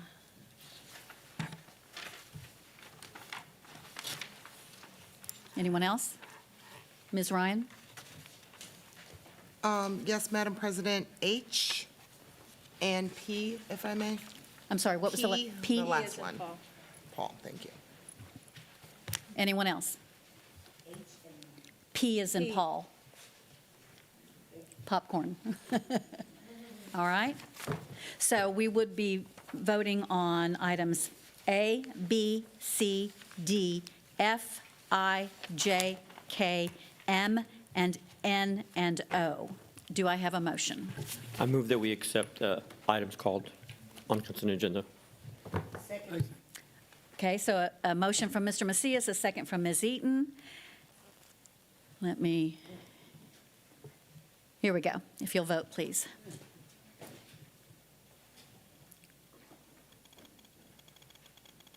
Motion passes 7-0. Taking then item G, consider and take action regarding approving the certificate of substantial completion, supporting the progress and completion of Candlewood Elementary School Phase 2 interior renovations partial, Copperfield Elementary School CPS transformer relocation, Metzger Middle School security vestibule, and Wagner High School track and field improvements. Ms. Stanford, you pulled this. Yes. So maybe I should start by asking how we define substantial completion, because our local policy states that we will not make final payments for construction or supervision of construction until the work's been completed.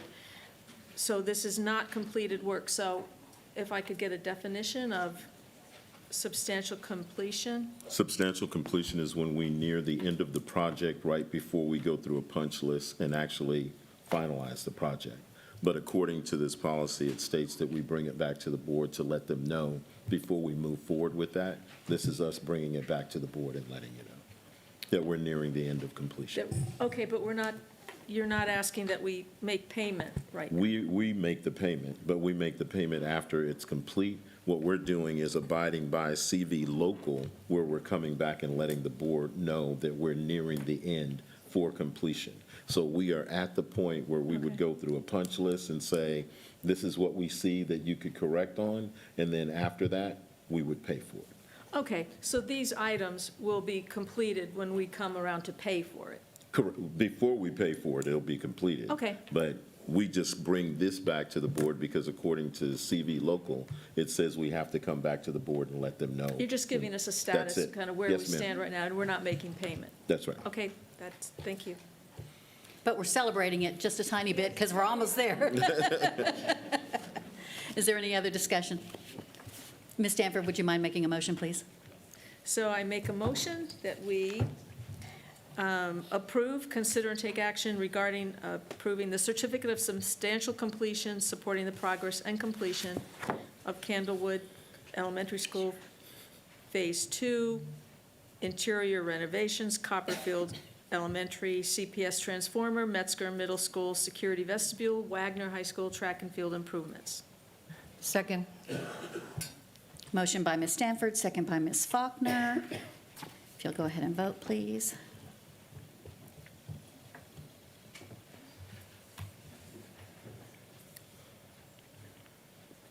Thank you. Motion passes 7-0.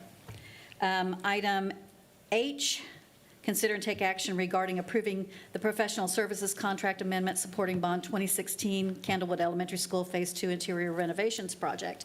Ms. Ryan, you pulled this one. Yes, thank you, ma'am.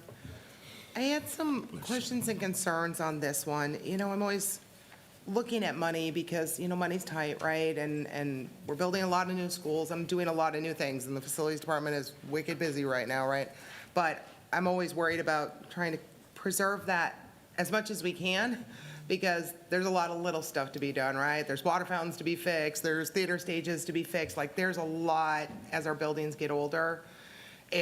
There's going to be a lot to do on all of our things, and trying to create that educational equity experience across all of our schools, no matter how old or how new they are. So when it comes to a whole bunch of money, and that's what this feels like, is a whole bunch of money.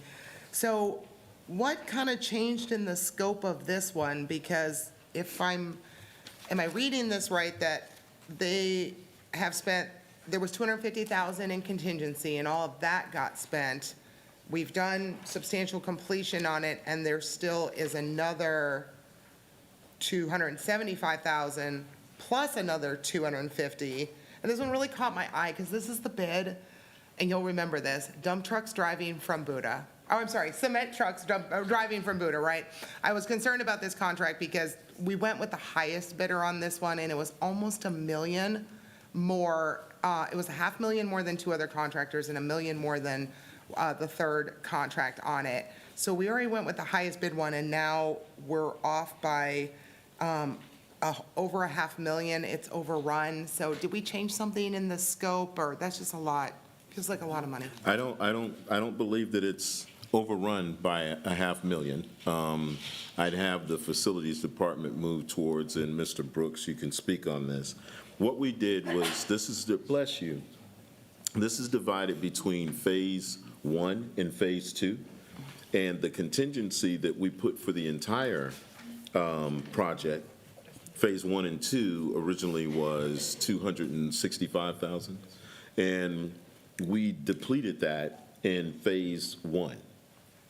We have funds left over from the project that we can move into contingency, and we're asking to be able to move, and really this is just a move of funds, really, move another $275,000 into contingency so we can prepare for Phase 2.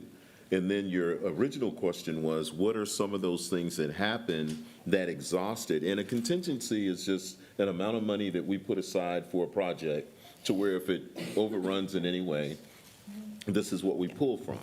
Well, we pulled from it, and you guys help me out if I leave anything else out big, but we pulled from it excavation of soil. Once we got into working on the sewer lines, we found that there was a lot of shifting soils. So we had to remove that shifting soil once we started to dig in. Then we can't put that same shifting soil back in there, so we had to buy a lot of soil to bring in, to put back in, to stabilize it, treated soil, so when we move forward and put new pipes in, we don't have that same shifting. In addition, during this time, we had to shut down the school because of the chillers or the lack of air conditioning, if you will. And it stayed stagnant for quite some time. And then when we ginned back up and had our new system in, we found ourselves having to go in and do a deep cleaning because the air had stayed stagnant for so long inside the campus. So those were some of the major purchases that we had to take from the contingency for. Would you guys add in any way? There was one more, at least one more, which was the rerouting of the sewer lines, so that it was sewer lines that originally we did not know were there. And so when we realized that there were sewer lines there, we had to reroute them. I mean, the existing electrical conduit, they had to reroute the sewer lines so that it wouldn't be so close to that electrical conduit. So that was a lot of the contingency as well. And then now that we're going into the second phase, we're asking to replenish that contingency amount so we can pull from that. But we still had money left over from the portion we had put aside from Phase 1, correct? Correct. So we're not So it's not over coming from $500,000 unallocated funds, it's in not coming from anything, it's coming So- from the original budget of that project. To be quite honest, we're still under budget Yes. and on time. Absolutely. Yes, no, I checked. There's over $500,000 sitting in the little There you go. Candlewood Fix It So Up yes, ma'am. fund there. So, okay. No, I just want to, make sure we got, I mean, Bandy's done great work for us. I know that. I shake his hand all the time and thank him for all the work that they do. So I just want to make sure that we're getting every bang for our buck, because everything we spend on one project is another project, that we can't do down the road. So let's make every penny stretch as far Yes, as we ma'am. can possibly make it stretch. So, Yes, ma'am. okay, thank you, guys. Thank you. Any other discussion? Would you make the motion, please, Ms. Ryan? I move that we approve the professional services contract amendment supporting Bond 2016 Candlewood Elementary School Phase 2 Interior Renovations Project. Second. Motion by Ms. Ryan, second by Ms. Stanford. Go ahead and vote, please.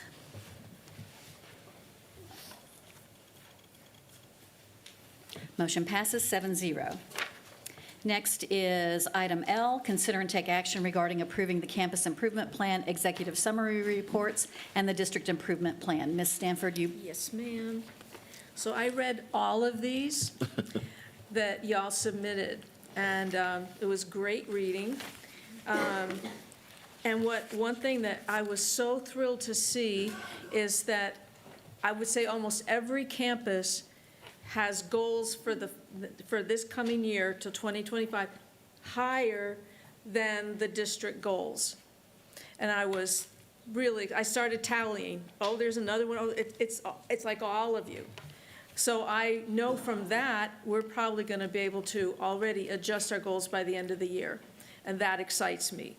I do want to also say that I tallied that quite a few of you are going to recognize kids for attendance, but I was also looking for who's going to recognize or involve kids directly in goal setting. And I saw that was Salinas, Spring Meadows, and Kirby Middle School and STEM. Yay for that. How many of them, of the schools, specifically said you're going to award achievement? You're going to acknowledge and award the students' achievement, which I think is going to be huge for us meeting the goals. When they're rewarded, they know that we think it's important. If we don't reward it, it's like no big deal. So when we make a notice of it, when we make a big deal of it, when we cheerlead them, it's like, I want to cheerlead you to cheerlead them, because that will make them move to those goals.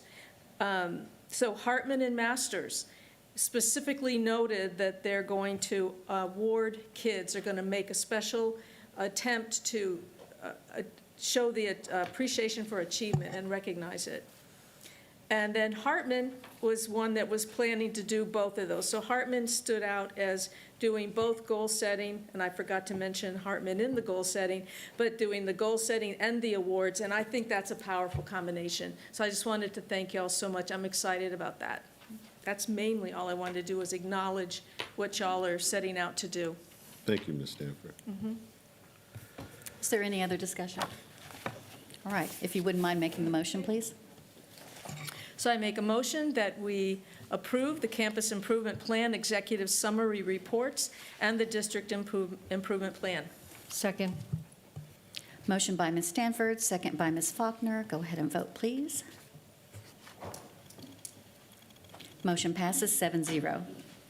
Item P, consider and take action regarding approval in local policy DEE, local compensation and benefits expense reimbursement. Ms. Ryan, you pulled this item? Yeah, this had me a little confused on why we would make the change, because under the current policy, I'll use my elbow buddy, Dr. Johnson, here as an example.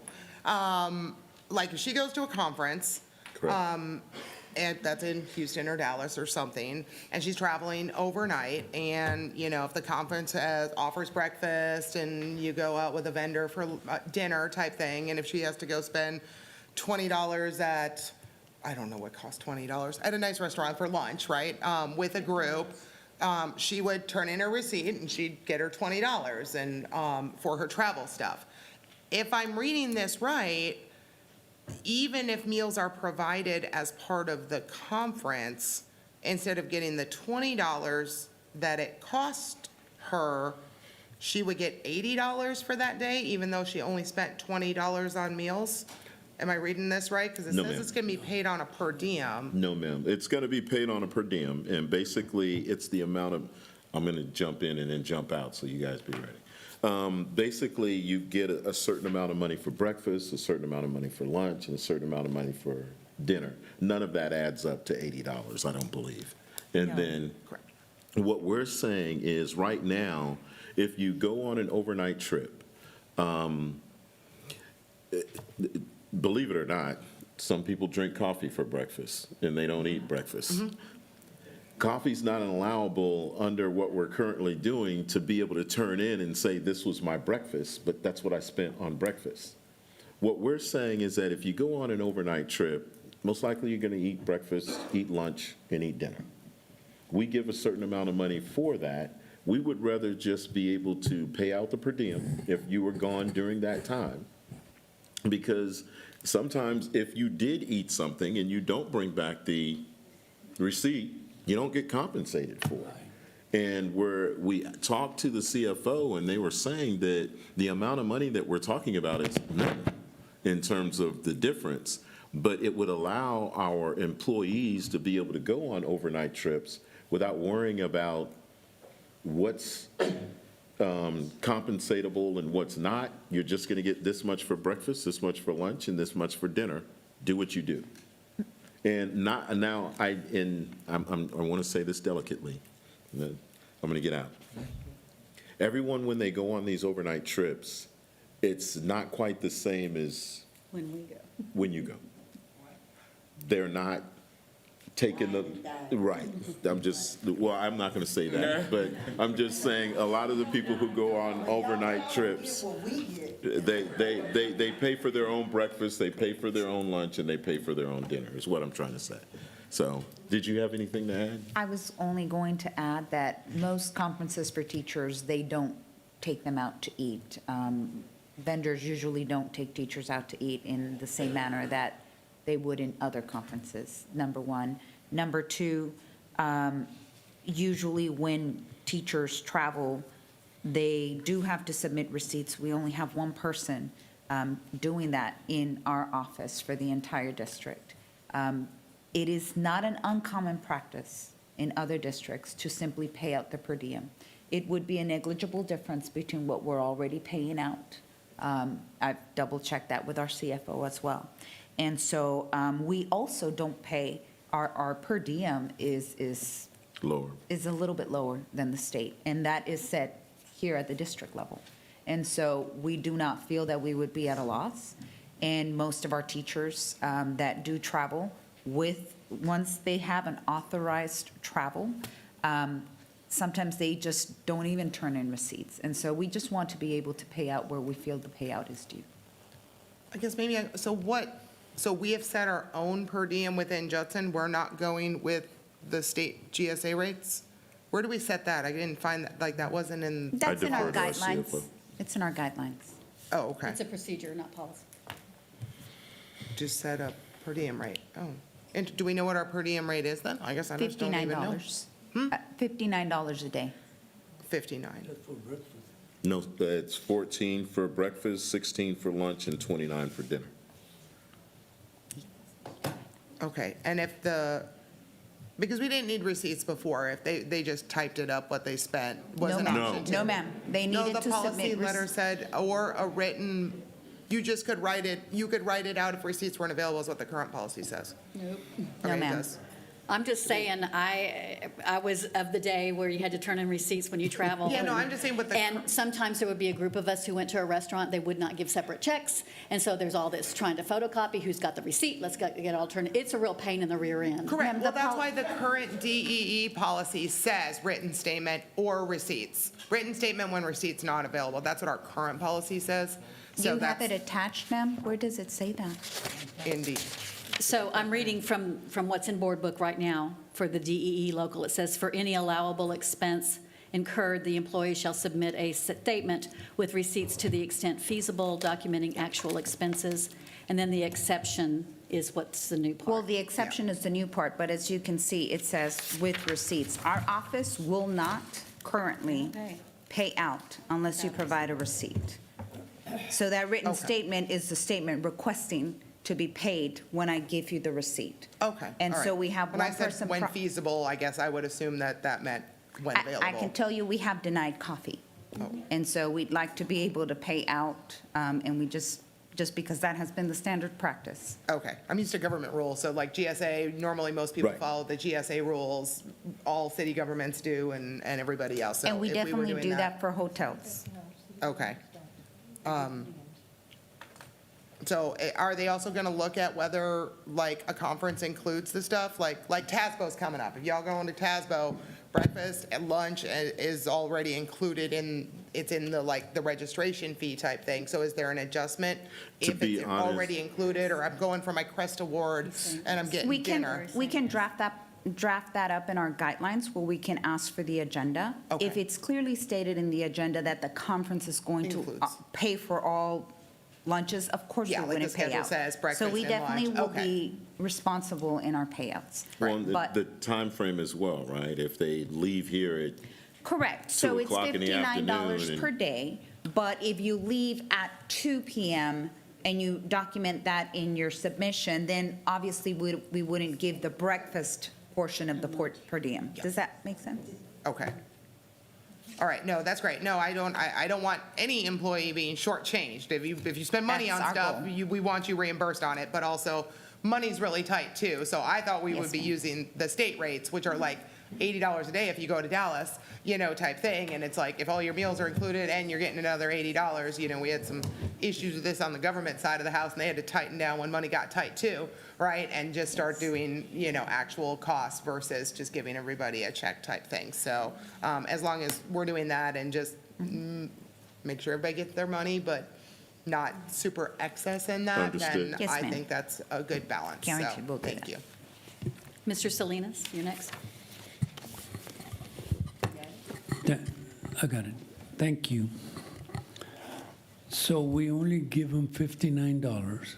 I thought that was when I was here about 20 years ago. This is silly. Right? Am I right? You could be correct, sir. We're not asking to adjust the amount. We were just wanting to. That is something that we would do internally. We wouldn't bring the per diem rate, and something that we could discuss We could- within we our could look at that. guidelines. But currently, I'm just sharing with you what the current practice is. It is $59 that we pay for the per diem. And we won't even pay that unless you have a receipt. So to be honest with you, sir, Well, sometimes we paid a lot less. the We're trying to receipts- at least pay that. The receipts have been here for years. My concern is, out of those $59, I use those $59 also for gas? No, sir, we pay Okay. mileage separately and hotel separately. Okay. The other one is, what is the state rate? The state rate right now, statewide, is $68 for per diem, but I believe the GSA is going up to even 74 for the entire day. I'm not giving you the breakdown for breakfast. I think, Dr. Fields, maybe we can come up with a new rate, like Ms. Ryan said, to make sure that all of our employees are going to be compensated. You go drink coffee, it's going to be $5, $6. Yes, sir. That's Yes, sir. $6, $7, or $6 out of the 14. I thought sir. maybe you might be able to buy a biscuit, but not even that. I would agree, sir. And if you want gravy, it's going to cost you. $1 more. Definitely, we need to have an item, sir. Yes, sir. So the board can take action on that. And I would appreciate it if we definitely need to consider that. We can't be living with $59 a day. Yes, Thank sir. you. I would then make a recommendation to make an amendment to this and say that we go to the GSA rate.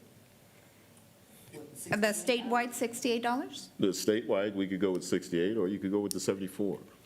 Understood.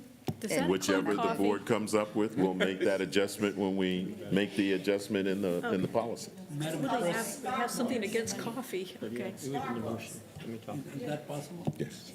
Yes, we can, there hasn't been a motion made yet, so when the motion is made, that could be included. Okay? So, Mr. Macias, you're next to speak? Yeah, and I would say at the end, we just put included in the motion. That way there wouldn't have to be an amendment. We just read to include the Right. dollar figure. May I provide a point of clarification? We Yes. can do that without the vote because setting the per diem rate does not require board approval. Understood. Okay, Okay? that's even better. But you have direction from us that that's what we'd like to see, so. Yes, ma'am. All right. Ms. Well, Ryan, did you? No, have- I Oh, I'm so actually had sorry, something Mr. to say. Macias, I thought that Yeah. was all you were going to say. No. As a board member that likes to go to all of my professional development, I will tell you that I don't get wine and dine at my NALEO conferences, or my CUBE conferences, or my MASBA conferences, or PTA conferences, or college board conferences. I have to rely on my own wits, and sometimes when you go out, like Mr. Celine said, it's $20 for breakfast. Well, I better be careful because that was $20 for breakfast. And so I just want to know, TASB is one of those rare times in which we have team building where our vendors take us out. But that's not the norm in all of our conferences that we go to. Yeah, no. So obviously, just making that point of clarification. When I was in the military, we operated only on per diem, and that was what we managed our dining. Thank you. Thank you. Ms. Ryan? Also, point of clarification, if we're getting all excited about our travel here too, because we're not covered by this policy. There is a completely separate policy for board travel. I'm trying to find I think it's in the B series. This is employees only, are in the D series. We're in B, so this change doesn't affect, we're back on the old language right now. We would have to add that to a future agenda if that wanted to be changed for board travel. I thought it was BE, but I can't find it. I'm trying to scroll. I just don't know maybe Yes, that Betty is knows. correct. We stand ready to bring that back whenever the board Yeah, because not on the requests agenda, it. so I don't think we can do anything on it today. Correct. Okay. And I'm So quite this will comfortable be with that, employees. too. Yeah, just so you only know. employees right now. Mr. Salinas? You're right, Ms. Ryan. Ours is totally different. We go with our budget that's given every year to the board. That has to do nothing with what the employees. But I'm glad that they're going to be compensated the right way. Thank you. Yes, sir. All right. Ms. Ryan, would you make the motion, please? Right, all right. I move that we approve local policy DEE, local compensation and benefits expense reimbursement.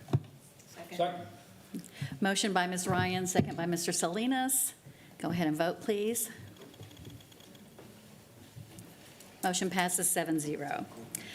Before we move on to the next item, we did have something under consent, item N, consider and take action regarding approving the proclamation declaring October 20th through 26th to 2024 as Judson ISD Principals Week. And Ms. Eaton, I believe you have that to read for us. Yes, Madam President. Sorry. I'd like to read a condensed version of the proclamation for Judson Principals Week, which states, JISD Principals Week is an opportunity for Judson ISD to honor and recognize the contributions of principals in the success of JISD students. School principals play an integral role in nurturing a positive, student-centered culture in elementary, middle, and high school throughout Judson ISD. We, the Judson Independent School District Board of Trustees, do hereby proclaim October 20th through 26th, 2024 as JISD Principals Week and urge all to continue to encourage, support, and recognize our school principals. Thank you. Thank you, Ms. Eaton, and thank you to all our amazing school leaders. We truly appreciate what you do for our students. Thank you. Thank you, guys. All right. Yes.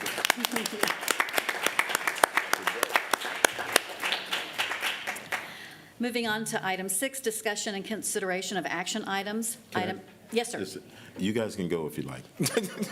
I'm sorry. Thank you so much. Way to clear a room, sir.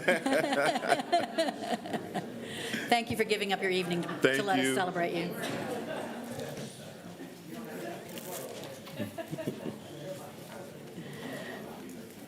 All right, item A, discussion and possible action regarding approval of the selection of a civil engineering firm to provide design and engineering services for the drive lane and turn lane improvements project located at Carriage Cape and Wortham Oaks Boulevard from bond 2022. Dr. Fields. Yes, ma'am. This is just asking the board to approve our ability to move forward with a civil engineering firm to design and engineer the services. You can see the amount there. It's coming from bond 2022.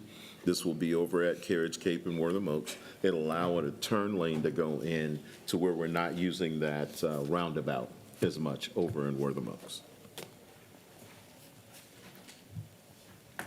Is there any discussion? All right. So I move that we approve the selection of the civil engineering firm to provide design and engineering services for the drive lane and left turn lane improvement project located at Carriage Cape and Wortham Oaks Boulevard. Second. Thank you. Motion by myself, second by Ms. Faulkner, and go ahead and vote, please.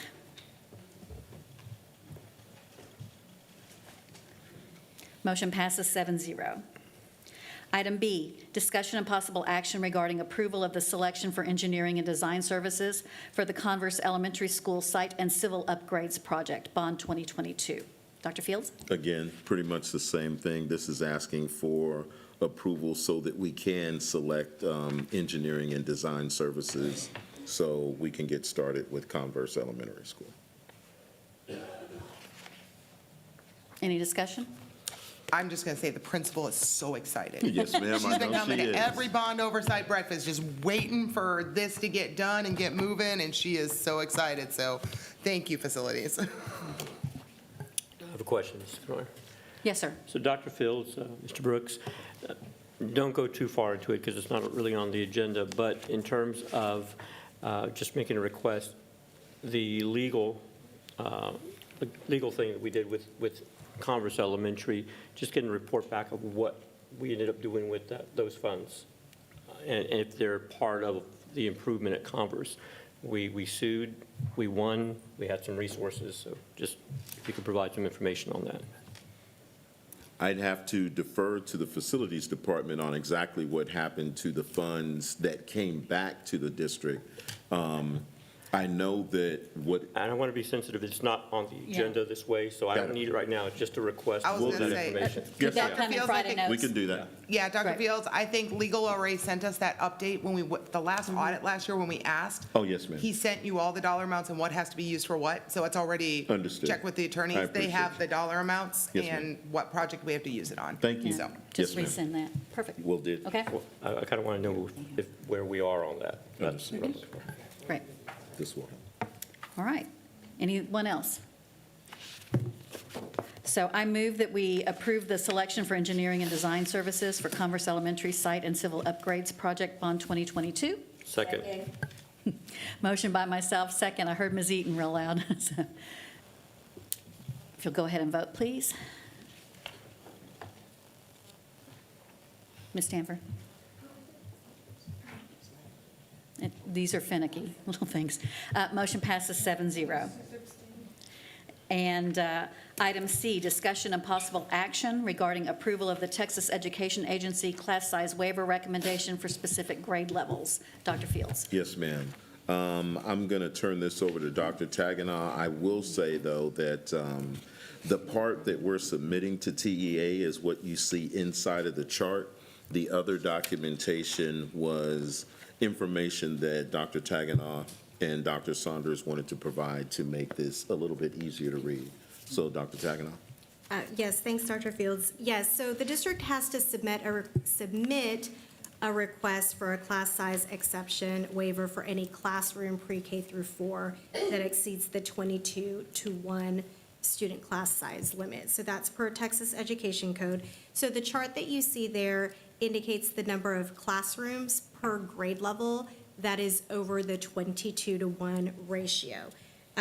The additional information, like Dr. Fields says, just kind of addresses some of the areas that we have addressed, like capping specific grade levels, adding additional instructional support, as well as just giving you an overall average of the grade levels where we have, where we are going to submit a waiver request for a specific classroom. And so that information on that second page isn't anything that we're going to submit to TEA. It's just there to give you kind of a broader picture of what the grade level looks like if we are submitting a specific classroom in that grade level for this class size waiver.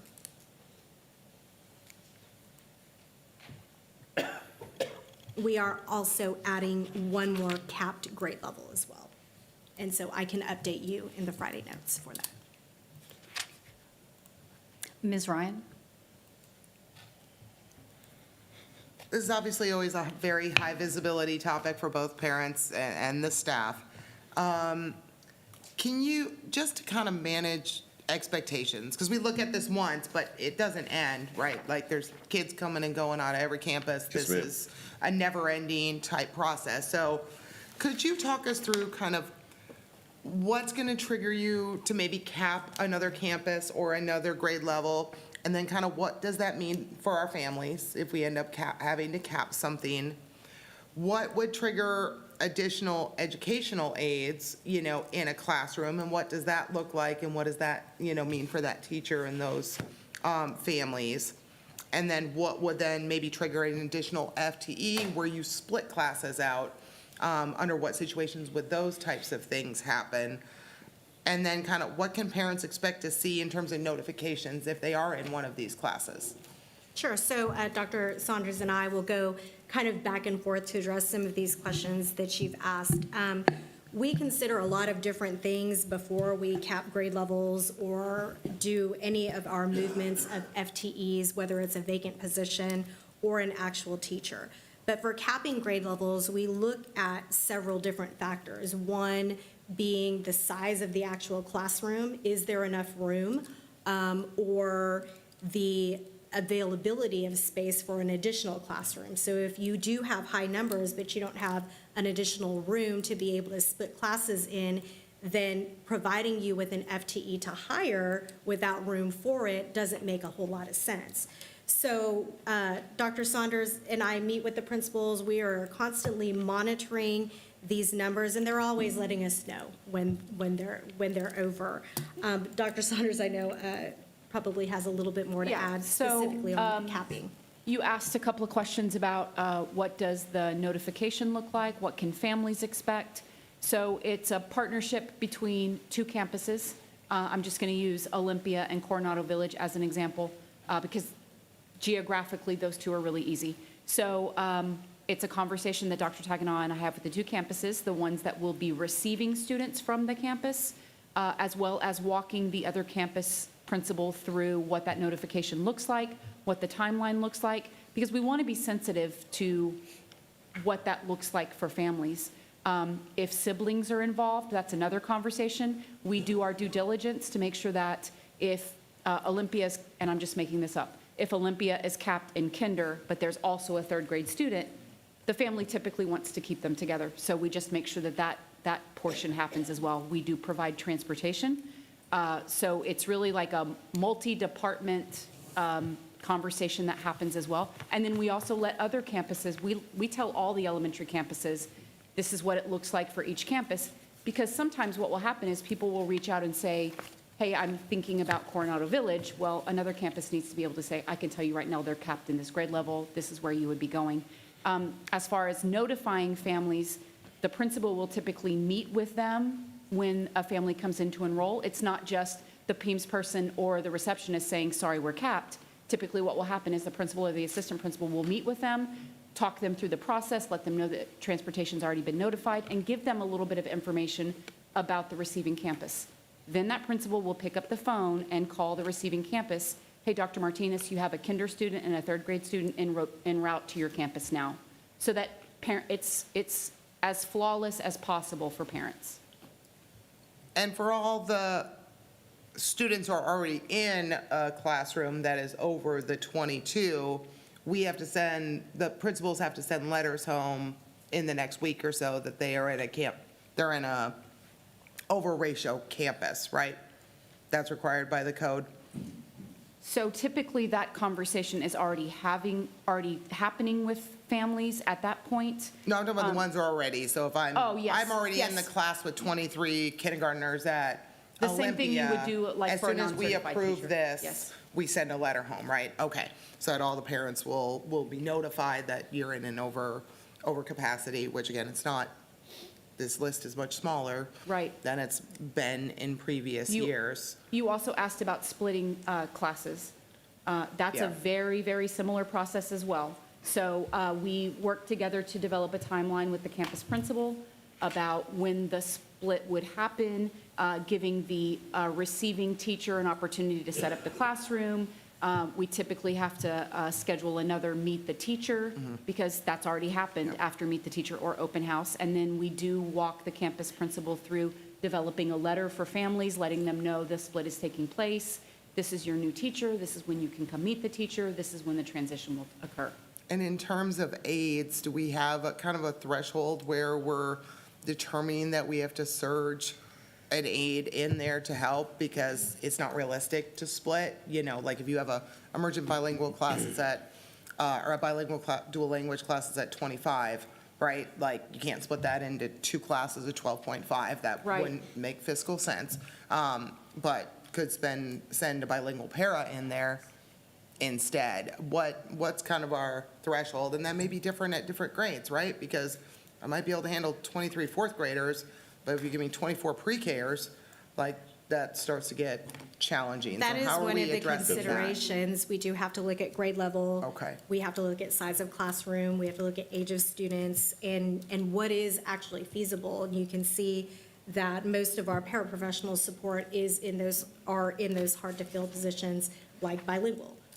So we are strategically putting some extra instructional support in there based on lots of different considerations. Okay. So if most of teachers those haven't that are had here- this conversation with their academic coach or assistant principal or principal already, they just need to go ask, right?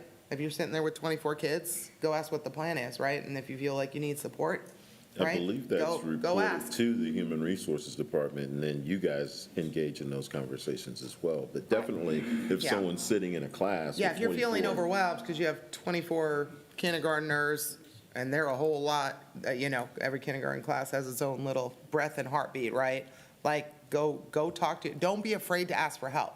Don't be afraid to say, this is too much, because there's 24 in one class is not the same as 24 in another class, right? And you may be in that class of 24 where one of you is just not going to be enough for this year. The type things is you've got to not be afraid to go ask for that help. I And see will also what can be say, done. and if I get this wrong, help me. I feel like the campus principals are really good about talking us through this. They will say things like, yes, I've already talked with the teacher.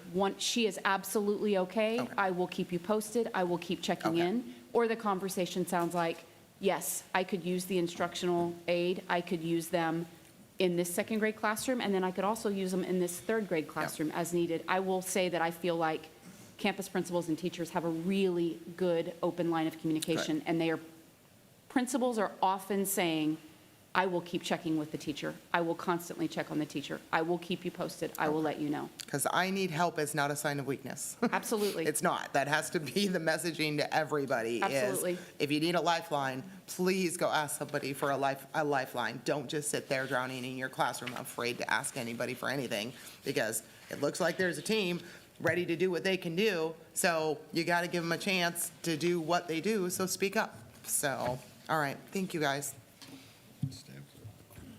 Ms. Stanford? Yeah, I mean, this has come up before, and there's kind of an ongoing concern that we keep upping the ratio. It keeps like easing up, and so I would reiterate the same concern Ms. Ryan just stated, that can we assure the teacher that's looking at 24 to 1, 23 to 1, that if that gets a little bit too much to handle, that we have support to come in and help? I just want to make sure that I'm hearing that. Yes, ma'am, we have every intention to support our teachers that have high ratios, and we are constantly monitoring that. Okay. All right, thank you. Mr. Macias? Yes, obviously, as I'm looking at this information, it looks like where we're asking for the waiver is more impactful in third and fourth grade. There are more classes that are in that area. Obviously, that's the beginning of our STAR testing and all of that stuff. Would it be, and it's something that I need to ask as a follow-up, in our June meeting, I did request that we get a permanent sub per campus, and that we use our substitute funding to give relief to teachers so that they could go to the restroom, just things like that. But I'm wondering if it's also worthy of using permanent subs to be those teacher aides, because third and fourth are very critical grades. So trying to help with that strategy using a budget like substitutes for supporting teachers in that area could be another strategy that might be worth exploring to see if there's some merit to it. I would digress back to what we were saying before. If we find a teacher's class where we're being told this teacher needs help, we start looking district-wide on ways to assist. In addition, this last page on the back where you see some of those numbers, let's go to Miller's Point. You'll see that third grade is on average 23-1, and fourth grade is on average 22-1. So we're saying that we're going to make the report because there's 3 classes that are over, but on average across the grade level, they're at 23-1. So would we go out and, see if we can recruit or purchase a new FTE for the one student? That's not usually what triggers it. To your point, your earlier question was, when do we go out and hire a new FTE? That's when we have a class size so big to where when we can split and then go into 2 classes, it kind of pays for itself in terms of, but as you can see, when you look across the board, we've done our due diligence in trying to average out those numbers across the grade levels. And there's nothing that jumps out here where it says the average class size across a grade level is 27 or 26. We're at the 23, 24, and one of them 25 marker, but we have a aide in that class where there's 25. So that's what this last page was for, to give more information on exactly what we're doing. Well, again, I guess we'll look and talk a little bit more about it, but bottom line is, in the perfect world, we want more teacher aides, right? You're right. We don't have funding under a teacher aide bucket for that. So an immediate Band-Aid would be to get substitutes to play that role as a teacher aide of some sort. And I only say that because those 2 grades, 3rd and 4th in particular, are star-focused. Yes, sir. The more, I would like to do it all the way around, but those 2 are just important. So I'm just trying to figure some strategy out to support those classrooms. Yes, sir. All right. So I will make a motion that we approve the Texas Education Agency class size waiver recommendation for specific grade levels. Second. Motion by myself, second by Ms. Faulkner. You can vote.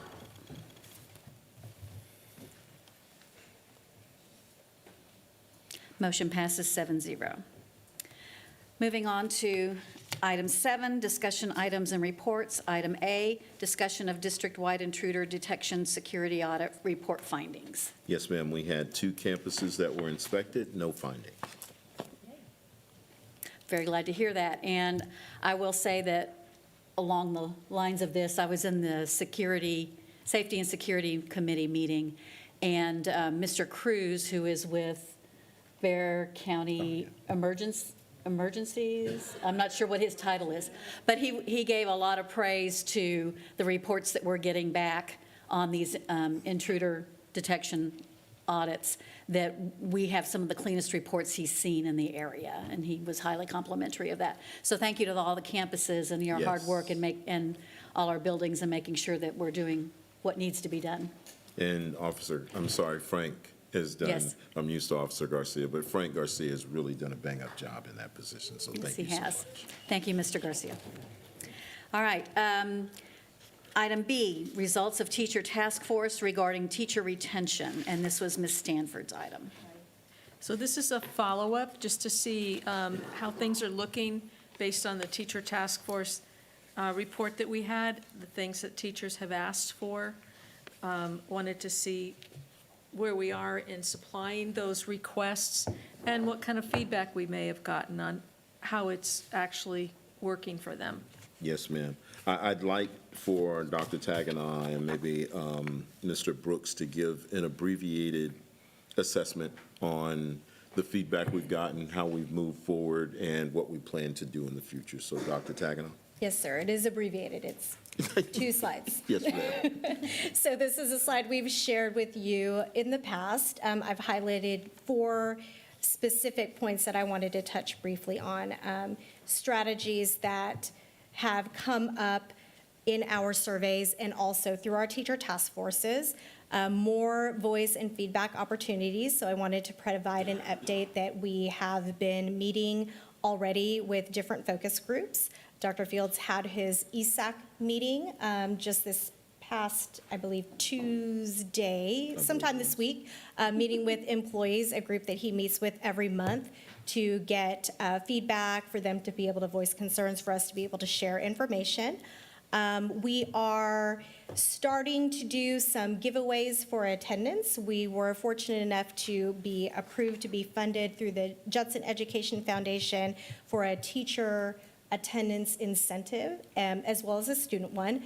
But specifically for the teachers, we are doing random drawings each quarter so that they are able to, each grading period, each quarter, they would be eligible for a $150 grant for them to be able to buy supplies or whatever they need for their classrooms. The stipend study I highlighted over there on the right, just to reiterate what we spoke about earlier, we are engaging in a stipend study with TASB. Did we already say that? Or maybe I'm going to share it later. We're going to share it later, but we are going to be doing a stipend study through TASB, as well as we've been providing, the HR department has been providing information to them already for their survey. And then for behavior support, Mr. Brooks and Ms. Hilliard have convened a teacher task force specifically regarding discipline. And so he'll come up here shortly to provide you some information about how that meeting went.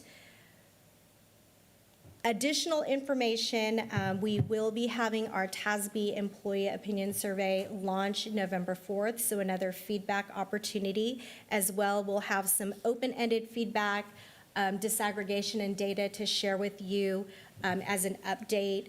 And that was based off of a recent survey that we did where we added an open-ended question just asking about non-monetary ways to increase and improve staff morale and engagement. And we will be bringing you updates each month through the superintendent report regarding this item. So you don't have to submit your, your paper, but it'll be a standing item. And so some of the information about the open-ended feedback that we will provide will be shared next month for you in the superintendent report. And I know Mr. Brooks has some information for you all to share about the discipline task force. Hello again. So for the teacher task force, we met on September the 9th, and I'd like to thank Ms. Hilliard and Ms. Alexis Perry for kind of leading that meeting. We solicited a representative from each campus, and so we had, not all could make this first meeting, but we do have a representative identified for each campus to be a part of that task force. And we had this meeting on the 9th. It was the initial meeting, and it was basically kind of a brainstorming meeting to find out from the teachers what their ideas are, what are some of the challenges they're facing, and then what are some of the solutions that they're looking for in the sense of suggestions. They had different ideas about better communication between the administration and themselves when discipline, like if a teacher writes a referral and it's dealt with, the teacher wants to know, well, what happened? And so just better communication for that. They talked about professional development, like classroom management, developmental techniques in the sense of students and how to deal with certain students. Behavioral support ideas, some of them had ideas about behavior centers at the high school level. They all talked about more parent involvement and how can we get, parents in the community to be more involved with what's going on with students, especially for students who have consistent, behaviors that are disruptive or whatnot, and trying to establish relationships with parents in that regard. And then as far as district support, trying to figure out how can, again, parent engagement, how can we at the district level, what can we do in the sense of meetings or, reaching out to parents from a district level to figure out how can we get them more involved? What is it that they need in order to get more involved with what's going on? Some of the plan of action that we came up with is that we will be sharing this information that we got from that first meeting with the principals at our next principals leadership meeting. Also meet with departments to plan some of the requested PDs that the teachers have asked for. I know Ms. Hilliard actually reached out to the counseling department, and so they're getting involved. They were pretty excited about the task force itself and asked if they could attend, and we said certainly you could definitely be there. So I think we have a meeting scheduled for the 23rd. Our next meeting is the 23rd at 5 o'clock at JTech. And so, yes, ma'am. I'm sorry? Can a board member attend? Yes. Yeah, yes, yes. So it's October 23rd At 5 o'clock at JTech. at JSTEM? JTech. JTech. Okay. How often do you? Use your microphone, ma'am. Yep. How often do you think you might be meeting with the discipline task force? We asked the teachers their thoughts on it, and they stated they would like to meet monthly. That's good. And so right now, that's what we plan on doing. I will say that because this is such a new task force, we are trying to come up with agendas for each meeting, and so that's pretty fluid, so. Okay. Did they mention consistency as an issue? Yeah, they did. Okay. In the sense of, whatever an infraction might be, the consistency of whatever the consequence. And so we spoke about that and how there are a number of different factors that go into what kind of discipline we can give to a student based on that student's status within, whether they're a special ed student, whether they're 504, Right. or whatever the case. So we can't just, I think what the sentiment was is why would one student get a consequence and another student not get that same consequence if they did the exact same thing? And so we had to get into some of that. Yeah. So with parents, are you looking to pull parents in more as you go? Because there seems to be maybe a disconnect of understanding, parents understanding how we're defining the behavior that we expect, and just different emails I get, there definitely seems to be a disconnect with the parents understanding what we're trying to do and them feeling it's fair. Right. We can invite parents to Okay. come, but I would say that, we have the student code of conduct, and every parent has access to that, and it lays out pretty much what's expected of a student within a campus, within a class, and teachers also send out what their expectations are within a classroom. And so I struggle to understand what the disconnect is if we're feeling, It's their kid. I get it, but yes. And Mr. Brooks, just if I could just Yes, ma'am. add, Go ahead. we are having other opportunities for parent feedback as well. good. And so we're doing, Dr. Fields is going to have an advisory committee or council that is specifically about parents and so, or for parents. And so there will be other opportunities to bring parents in and topics to be discussed such as this. I think that perhaps a suggestion could be maybe one of those meetings be focused on parents, but if we're focusing on teacher feedback, this is a group really for teacher feedback and teacher collaboration with staff to make sure that their specific needs are heard and met from that standpoint. But I think that there's definitely platforms for us to address and collaborate with parents. Right, so that there's more of a Yes, ma'am. cohesiveness, so that you don't have that pitting one against the other. So the teachers are trying to establish a kind of an even playing field, right, and approaches, but eventually the parents are going to need to have a better understanding and get on board too. So I'm glad that you're already looking ahead to that. Great. That's all I have, and I thank you very much. I think Mr. Macias had a question as well, so. don't disappear yet. Yes, obviously, this is important to have the communication, have the dialogue, right? Have these conversations. And obviously, we've explored the discipline issue. We had a town hall last time around. We're going to be talking about it. My advisory committee is going to assemble next week, and we'll be talking about it. And what I like about it is it has teachers as well as parents in the room, because there's different perspective on this discipline issue and what we're trying to do. I'm looking to ensure that we communicate the challenges teachers are having, and then parents communicate the challenges they're having. And that way, we're constructive in building that bridge. But what I want to say is that we need to continue to follow up on these strategies, which means when we have regular discussions on them, what recommendations are you going to bring forward to say this is the adjustments that we're going to make, if they're policy-driven, or if potentially we're partnering with a nonprofit to support an effort, or if we're going to put money into hiring a person that does, I mean, anything that will help us come from the communication dialogue part to the execution. That's what I'm looking to eventually have. Understood. And there's going to be a lot of dialogue on it, because this is one of those factors that parents feel a certain way based on how they feel their student is treated. Teachers and their morale is impacted when we're not supporting teachers in the area of discipline, and there's inconsistencies. So this is a very important thing that we're doing. It's just not something we're going through the motions of. So I want to make sure there's outcomes that come out of it. I kind of let Mr. Brooks glean over the consistency part, but consistency is based on infractions.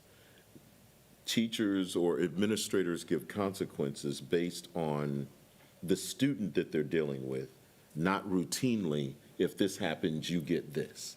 Because if this has happened for the 8th time, you don't continue to get the same thing that somebody did it for the first time. We do try and maintain consistency in giving out consequences, but I want to be clear that if you have a repeat offender of many times, then you start handling that in a different way. So if a teacher is sitting looking for, well, this student got this, it's unfair to make that analogy, because we changed that up. Well, when I'm talking about inconsistency, and that's why communication is good, you can't, and I hear this story a lot from teachers. Tommy was acting up, we sent him to the principal's office, and he comes back with candy. Rather than there being some consequence or calling the parent or saying there's an issue, we throw the student right back into with that. Yeah, with more. And so we've heard that analogy, and I believe it's probably happened. But School A may not do what School B is doing. And so it might be a management principle consistency that we need to do and adopt policy that states what we do. But you know what? We don't want the students in the principal's office all day neither. So that's not a good learning environment, which means, do we have a separate classroom that's sort of like an ISS, that's not just ISS where they're sitting down, but they're actually doing instruction? That's where we have to see some outcomes to ensure we're supporting the student, supporting the discipline, helping teacher morale, parents understanding, and that's the consistency that I'm ultimately looking for. Yes, sir. So, Mr. Brooks, I want to thank you for taking the initiative to have that first meeting, because discipline is a huge part of teacher retention. And knowing that the district recognizes that and is taking steps to address it is, to me, a ray of hope, and I thank you very much. All right, moving on. Item 7C, an update on enrollment and class sizes. Ms. Ryan. I know y'all have had a busy couple weeks. Were you able to pull together anything, Dr. Fields, on the secondary information? I know we already addressed pre-K through 4 as part of the class waivers, but if you all had not had time to pull together kind of what's going on at our secondary and class sizes, should we push it to next month's agenda? It's my I'm willing to understanding do that Dr. Toppin has some secondary numbers for us. I know that in terms of the enrollment numbers, Dr. Gosh had put some stuff together. Did they receive this PowerPoint? We don't necessarily need to go through the entire PowerPoint, but I would say, though, that in the one that she put together, it's important to note the numbers, the difference from where we were last year. And surprisingly enough, the ADA in the back, because that's going to become an issue for, not an issue, it's going to become a point of good measure for us in the end, because we get paid on our ADA. And we budgeted on 92.5, Larry? We budgeted on 92.5. And then I believe that on the 13th of September, we were at like 95.7 ADA. No, last Friday, we were at 94.6. So that's As of dramatically last higher. Friday. Just going up a percentage is a big deal, but, you know, to get it done like that. So if there's anything that I didn't touch on in your PowerPoint that you feel like you want to hit, I'm good. No, sir, our numbers have gone up since we reported in September. Yes, ma'am. So we're only down just a few. Thank you so much. And then Dr. Toppin, secondary? When you're looking at secondary, unlike it is at elementary, we're not looking at individual classes. Like a teacher has X number of kids over, we're looking at sections that a teacher may have. So at the secondary level, you either have a 7-period or you have 6 sections or seven sections assigned to you, depending if you're running an 8-period day or a 7-period day. So when we started going through and looking at the secondary level, what we're seeing the numbers that are over 30 at the secondary level, it's mostly at the high school level, and it's mostly in specialized classes. So when I went through the 3 comprehensive high schools is where we started, because that's where we have most of our students at. When you look at those numbers, you're looking at classes like pre-cal. You're looking at classes like AP. You're looking at classes like Spanish 1 and 2. And those are the classes that have the large numbers that are at, but it's not every period with that teacher. It is a period here, depending on a period there, because what ebbs and flows at the secondary level are the electives.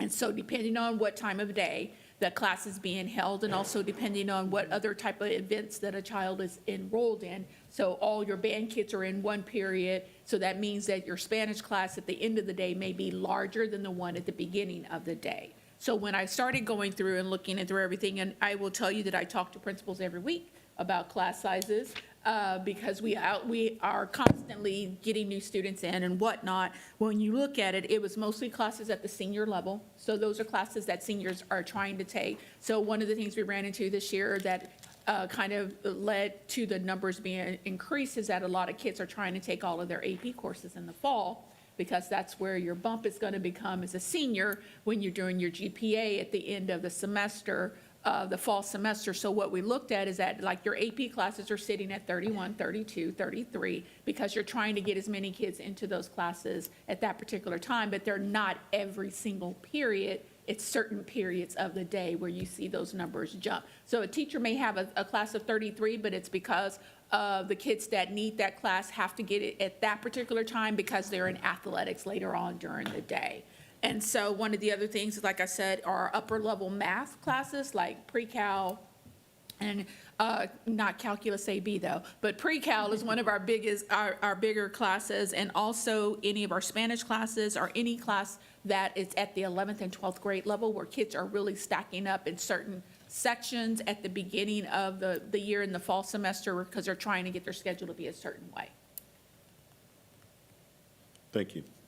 Yeah, I guess more the concerns that we've been, getting out of the field type thing are definitely more at the middle school level, and having 30-plus kids in core classes at not advanced, not honors kids, and we're talking regular kids. And then the concern is also equal on the other side of the spectrum too, which is, having electives at not as much at high school, because we know we got to have a few CTE classes that end up with weird numbers in. And that's what the staffing audit, everybody goes back to that, where we can't have one school with averaging 11 kids in a science class and another middle school averaging 34 kids in a science class. I can tell you that the numbers that we're seeing at the middle school level, and I know exactly which schools you're talking about because we've been talking about it for a bit, we're seeing higher numbers in our honors classes, but they're in subject areas where there are not teachers right now that we can find. So one, for instance, is science.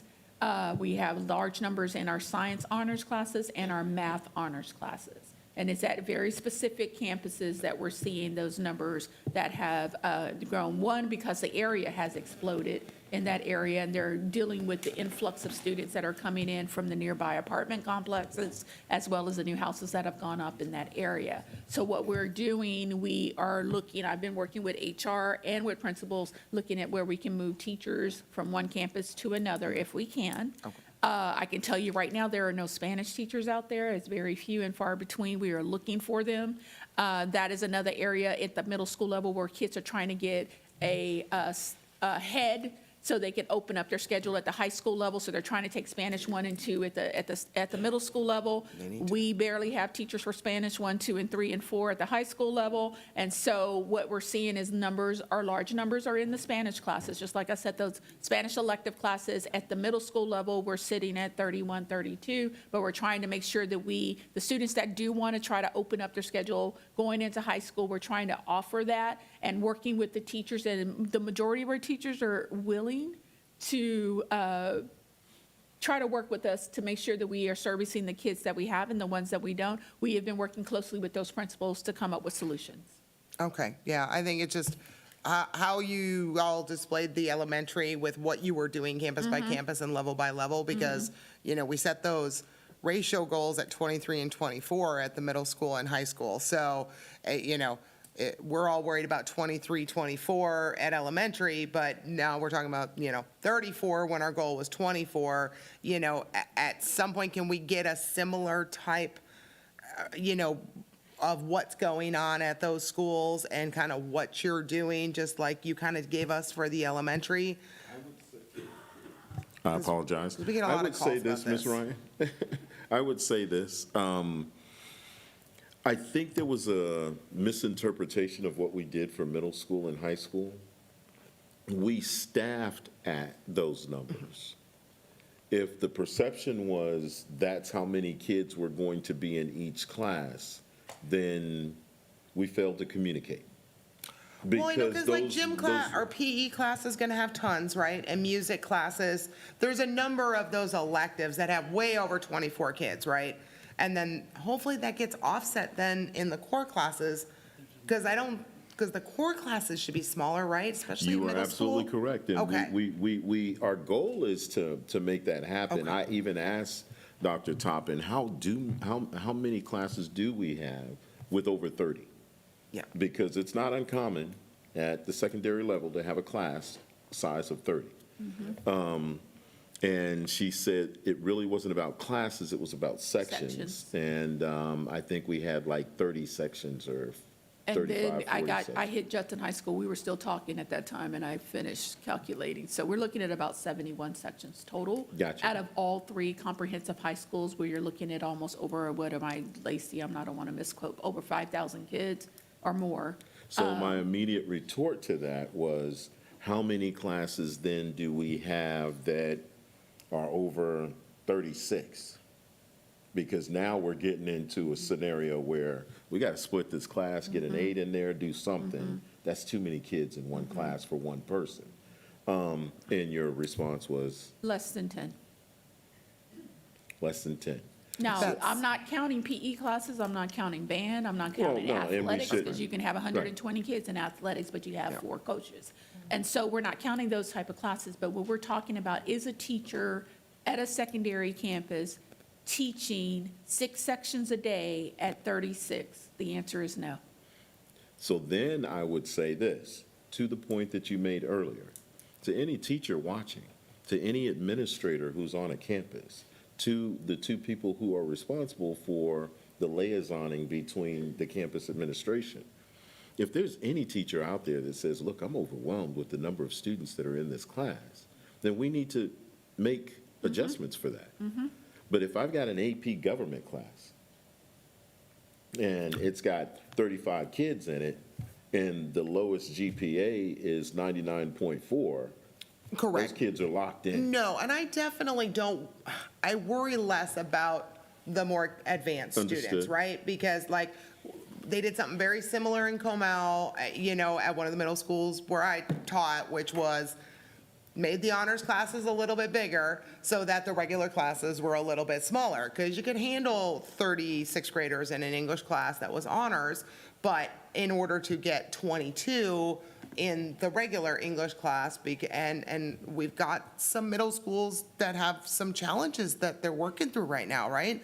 With some kids, and so if those struggling campuses that are really trying to make up a lot of learning loss at that 6th, 7th, and 8th grade level, Yes, ma'am.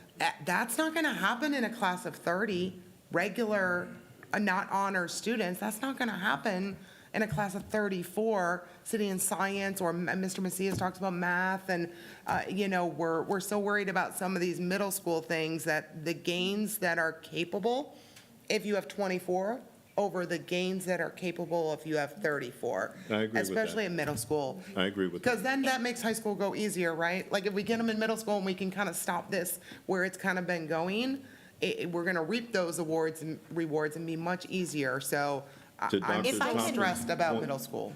And I'll let you in just a second, but to Dr. Thompson's point that she made earlier, what we're starting to see now is a lot more flow with the RTI teachers that we put in place at 6th, 7th, and 8th grade, correct? In terms of placement of students in those classes. Right. To decrease the numbers that are in these bigger classes. If we Based on- can we do that? We're looking at providing additional support in support of their core classes that they're in too. Understood. So, but. I just wanted to add that similarly, as Dr. Saunders and I work through the elementary support and those sort of things, we're doing those things for secondary campuses as well. Long-term subs have been allocated. We've moved vacant FTEs so that we can hire. And so one is going on the personnel report tonight. And so we are looking at providing support for middle school and high school when needed.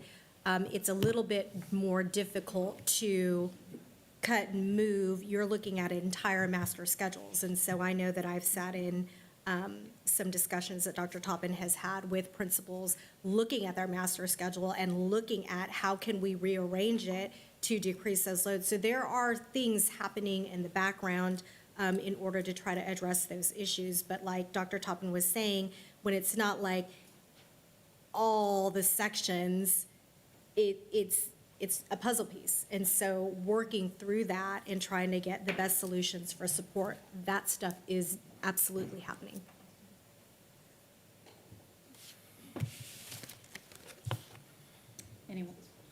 Anyone else? All right. Item 7D, review of district stipends. Ms. Faulkner.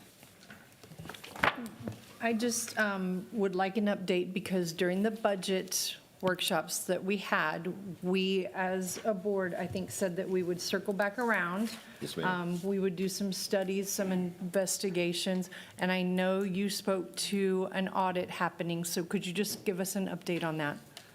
Somebody, anybody? I can. Sure. I can.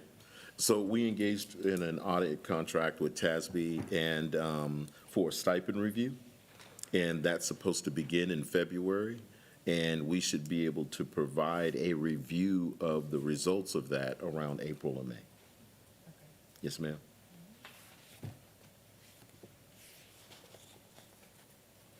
Anyone else? Great, that's good information for us to have for budget. Item E, review pay scale classifications. Ms. Faulkner? So I know this is another thing we said we'd circle back to. Yes, ma'am. And I know I've gotten feedback, for example, from individuals who've gone in to HR to have their individual meetings. And so I, again, am going to bring back that we need to look at, we need to have some mechanism for, we've done some changes on our pay scale. As Compensation far plan. as. Yes, ma'am. Yeah, as far as moving people. So my example is our CNI coordinators, I'm picking on y'all, CNI coordinators are at the same level as SPED coordinators. But what we need to realize is that sped coordinators are required to have an admin certification. So at some point, we need to come back and look at individualized job requirements so that we're paying the amount that they're required to have. And so do we have an update, or where can we go from here? Anyone? Dr. Yes. Tackett. Anyone? Thank you. So yes, definitely we have a plan and we are doing several different things. The stipend study will also help with some of this job classification, but we do intend to have an internal review of our job descriptions so that we can have clearly defined job classifications like specialist, coordinator, positions that require a degree, positions that require supervision. So that's something that is on our list of things that we are going to do internally. In addition to that, we just completed a TASB survey for personnel and salary and pay grades and things of that nature. So in a few months, we'll be able to access that type of data to just kind of do our own comparisons. So we're not engaging in a TASB salary study per se. However, we will be able to pull data from peer districts so that we can compare where we are. So when we are moving forward with looking at how our job classifications are, we can look to see where we stand as compared to other districts. In addition to that, when we're looking at how are we going to make changes, we can't do everything all at once. And so we do have to kind of prioritize some of those groups or pay grades. The Stetson study is still ongoing, but we should have some results and recommendations soon. And so I know that within that study, there will be some recommendations for pay grades. So that may be one of the priority groups that we look at because we're going to have actual data that would support any type of that move. And so we can come up with sort of a rough timeline or priority items that we can share with you all in the future, Friday notes. Okay. Thank you. I just wanted to make sure that when discussing things, we circle back around. I don't want them to be lost. You're right, Ms. Faulkner, and it comes down to job description kind of review. Yeah, and Because that's an excellent example. I know it's not going to be done overnight, but I want to make sure we're moving in the right direction. Right. Because I don't want it to be budget season again and we're still in the same spot. I know we essentially started from scratch. And so we just need to keep Yes, ma'am. moving in that direction. Thank you. Thank you. All right. Item 7F, update on special education enrollment and staffing. Ms. Ryan. I know we've got flurries of emails that have been going back and forth on a lot of this stuff. So I'm not sure if I know y'all are still working on some stuff, but I guess the special education is just stressing me out so much because it is,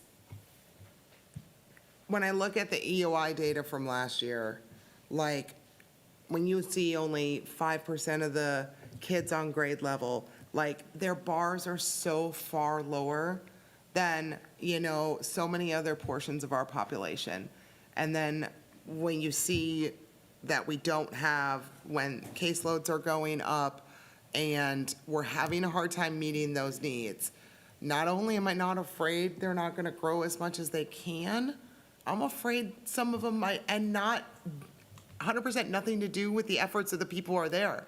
Everyone is trying and they are doing every single thing they can. There's just not enough people. And have we exhausted every single, I see Dr. Armstead, come on, start walking up, girl. No, it's not. We should be able to. Oh, okay, I saw her, like, she wanted to jump out of her chair, so if she wants to jump out of her chair, she got something to say, that's up to you, boss. So. Yeah, we'll wait. Okay, I want to see we what can the wait. question is. Yeah, no, I guess what all, kind of like my email, whatever, we've been going back and forth today is what else can we do? Because these high caseloads And again, I think you guys are still trying to compile just a campus caseload list. Like, the reports we're getting from people are, 30, 40, 90 students for one teacher, and that's, most of us know that's not achievable and that's not doable. And so it feels like we need a bigger, better plan. Well, we've already said previously that a lot of the caseload is in relation to dyslexia. Yes. And we said that we were going to bring on someone to take on the And we have. dyslexia load, and that should decrease the caseloads of the teachers that are there. In addition, one of the other things that came up was, have we gone through the district and determined all of the teachers who have a special ed certification that could be moved into special ed? Yes, we have, but I just want to be clear with the board. I'm hearing, have we gone through all of the teachers in the district who have special ed certifications, not working in that capacity, and have we considered moving them into a special ed position? We went through this not more than a week and a half ago. And I think that's why some of the questions I had asked back was putting some incentive in there for people to volunteer to go over. Because hiring a contract teacher at $105,000, it feels like we could be offering $5,000, $10,000. There's a lot of incentives we could be offering that would still be less than the cost of a contractor.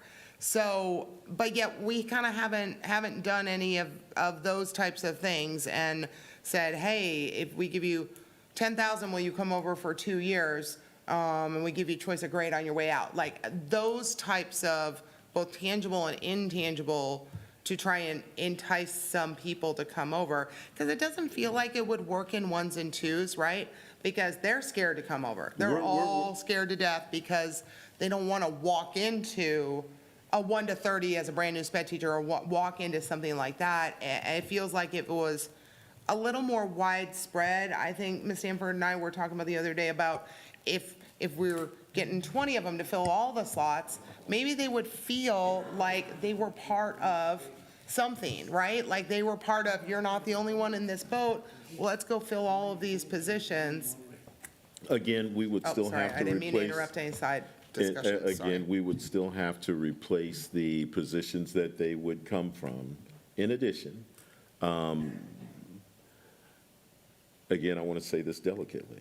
A lot of people have a lot of certifications in different areas that they opt not to proceed in teaching in that particular area and go to move to something else. So I don't think that this is a compensation issue. This is I don't want to do this right now. Now, I have no problem going back to your point, Ms. Ryan, saying, hey, we could come up with a stipend that's very attractive to people that may want to come over. I just don't want to think that, and you guys jump in. I'm waiting for you to take a breath, sir. Okay, gotcha. Waiting for you to take a breath. I just don't want to think that, I don't want to be put in a place where we're looking at someone's certification. They're already working in a capacity for us already. And I'm prayerfully happy and motivated to do so. And then we walk up and say, now we're going to move you over here because this is where we feel like we need you. Then they purposely went and got another certification not to have to do that. So I digress. I wanted to add on to that because Carrie and I talk every day, Dr. Armstead and I, because it's near and dear to our hearts, and we do want to make sure that we are meeting the needs of all of our students. When we have conversations about bringing in contracted services, they're in specialized areas such as a behavior technician, a teacher that is working for a company that their specialization is in behavior. And because we have such a need in a BAC unit or in a life skills unit or an Apple unit, we have to contract an additional person to come in that specializes in that particular area. That is one thing for contracted services. We also have OT and PT.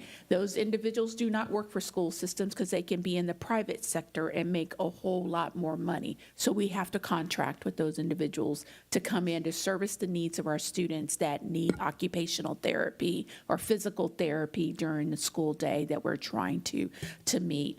The other thing that I want to make sure we are cautioned that in each of our special ed department, there are different units.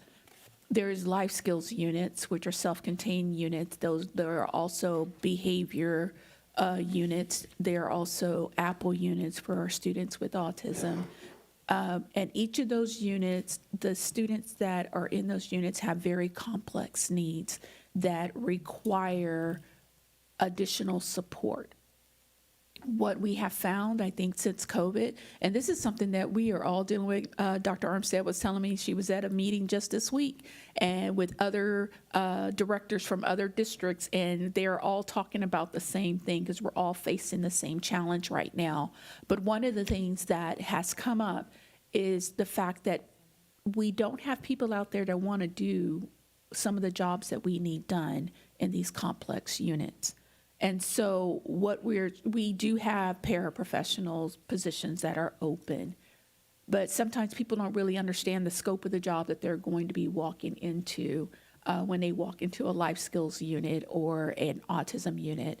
And so we have to take all of those things into consideration when people are signing up to do a job in special ed. It's not always the co-teach class or the inclusion class where you're going in with a gen ed teacher working in a regular setting of a classroom. Where we're seeing most of the need coming from right now are in the units that are specialized because the kids in those units have to have someone feed them, change them, and do a lot of things that a student that you would say at the age of 12, 13, 14, 17, 18 should be able to do themselves, but are unable to. Those units are where we're seeing the most of our vacancies because it takes a very special person to work in a unit, and you're changing and doing things for a student that is bigger than you in most cases.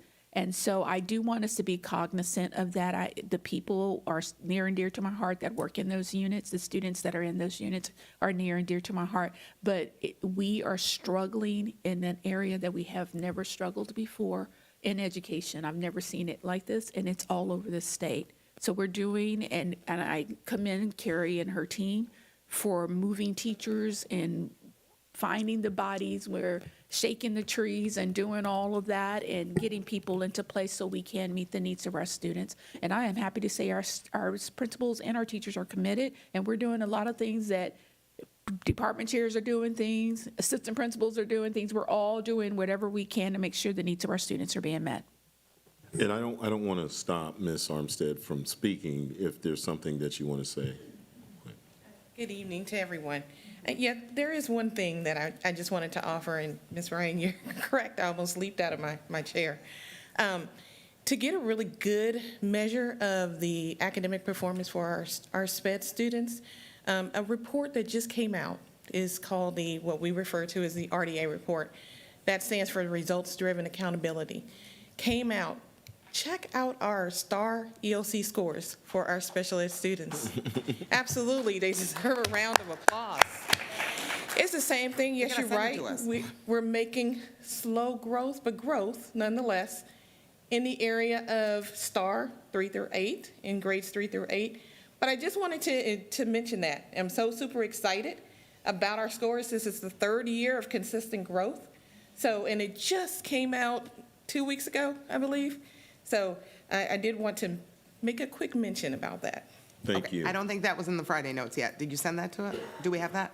No, it was Can we just get sent that? out. I don't know if I forwarded the document. No, to the board. results-driven accountability has not been sent out yet. Got it. Could we add that on tomorrow's Friday notes? Sure. Oh, awesome. Thank you. Yes, ma'am. Thank you. Mr. Macias? Yes, a few things. One is that, I mean, we're talking about needing to find folks to fill positions, right? And I'll be sensitive, and you're using that word a lot today, be sensitive of how I say this, so I'll be sensitive. You can't be telling folks we're going to cut $37 million and expect people to want to come to the district and fill positions, right? You just can't do that. So don't do that, because we do have shortages in SPED. Secondly, you can't force a teacher who doesn't want to be in SPED to be in SPED. I mean, there's a reason they're wanting to get out, because they're either burned out, which will be a detriment to the student. Don't put a teacher in that position. And obviously, we do need to find extra funds to incentivize. But in this day and age, without the basic allotment increasing, that makes that even harder, even though we get a little bit more money from the federal level. But what I'd like to say is today I had a chance to meet with 2 classrooms, and students raised their hands, asked questions. And one of the questions that was asked of me today was from a student saying, what more can we do to support students that have special needs? And so I asked, what do you mean? So, well, I'm in a class and my teacher spends all the time with that student rather than with the rest of the students. And she said, I wish she wasn't overwhelmed because, we can't, she's overwhelmed. And so naturally, we need to get more support in recruiting folks to come over, because we want to make sure we're supporting all of our students. And there are challenges, right? There are challenges with that. But I think obviously we're doing our best that we can with the resources that were provided, but they're not enough. It's just plain and simple. It's not enough. So I would say again, last budget cycle, I asked that we increase the para stipend by $500 because I felt our paras needed more support because they can help. The board did not support that, and that's fine. I respect that. But we need to go back to that idea if we're really going to retain para support for SPED and possibly look at increasing some stipend for teachers in that field to keep them there. It's tough. It's really tough. And so there is no easy solution, but certainly there is definitely a monetary aspect to the challenges that we're seeing in that area. And so again, I just can't stress enough that we got to hold the line the best we can in order to hire personnel to come in and support the needs that Ms. Ryan has brought up that we need to support. Yes. Thank you. Ms. Faulkner? So it's not a shortage in the state of Texas, it's the United States, bottom line. It doesn't matter where you go, it's the United States. I'm opposed to paying people stipends to come over because I've been in that position where I've been doing that job for 20 years and somebody comes over that's doing the same job I'm doing and they're getting paid $2,000 more. And that kind of makes me feel underappreciated. Instead, I know we've talked about starting the program for paraprofessionals to go through certification, paying for their certification. So I think that's, as far as creating a plan, that's a good plan, because otherwise giving the stipends becomes lopsided. It really does, because it affects the bottom line. As far as the stipend discussion for paras, in lieu of that, we gave unit paras a raise because the stipends are a one-time thing. The raise affects your bottom line. It affects your retirement. So we did do that as a board. I just wanted to make that clarification. But as far as fixing this, I don't know. It's across the board everywhere. So I trust what y'all are doing. You're in there. This is not fixable. But I do want to keep on with trying to get our paraprofessionals, we've had that discussion, who are in there, who are working. If they're willing to go get their certification, let's get them certified. Thank you. Ms. Stanford? Right. So I know we have SPED certified teachers in the district that are not teaching SPED. And just wanted to reiterate, I'm sure Ms. Ryan didn't mean, and Mr. Macias made the point, we're not saying, tell them we need you here, so go there, but rather negotiate to see if, could we entice you to go if we had a few other people going? More of a negotiation. I just wanted to reiterate, we were not suggesting to start moving people around. I appreciate the Without clarification, their- Ms. Stanford. Thank you so Right. much. Thank you. But to Ms. Faulkner's point, if we were to use the example Ms.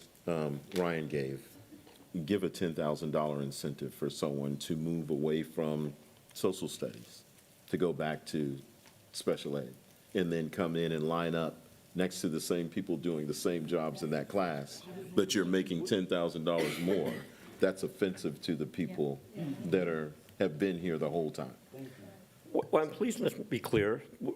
I would never support not equalizing. If we were to do a stipend, we would do a stipend across the board and equalize. So Ms. Faulkner's assessment that I would just give $2,000 to someone, no, it would actually go across the board. Everyone would receive that incentive. But bottom line, we're not discussing that. I wanted to put that out there as an example of what we could use to retain talent and possibly recruit. There has to be an equal common ground to what a stipend could look like, especially if we're short in this area. So I just want to be clear, I would never want that inequity, because I've certainly worked through that already in budgets in the past, and that was not effective. That was detrimental to the employees that were already doing the work now. So, Mr. Macias, I think we were talking about bringing in contract workers and the amount of money that it would take to bring in that worker. and I'm talking about paras. And I do understand the LSSP and all the other things that we're talking, I'm talking about paras and increasing that stipend. So I appreciate that. And yes, you're right. We do have higher end employees that we would need to do to provide services. I've always maintained if we pay them better here, which I think we started to, we would actually have our own employees. But we have to empower them because they naturally can go anywhere they want to. And it's actually better for them to be contract employees because they're getting paid more. You know, it is very frustrating. But we don't spend that money in the budget, so we end up recouping that money at the end of the year, which comes back to our fund balance because we have the budgeted items for each person. Understood. But I concur. It's nice to see if we can actually retain personnel instead. Yes, sir. Ms. Ryan? I think maybe, and I'm not sure if this is wrapping up if anybody else pushes the button, but I think I would just, it'd be nice if we would see options, really, because it's just, you know, there are pros and cons to so many things right now in education. There's no perfect solution to anything.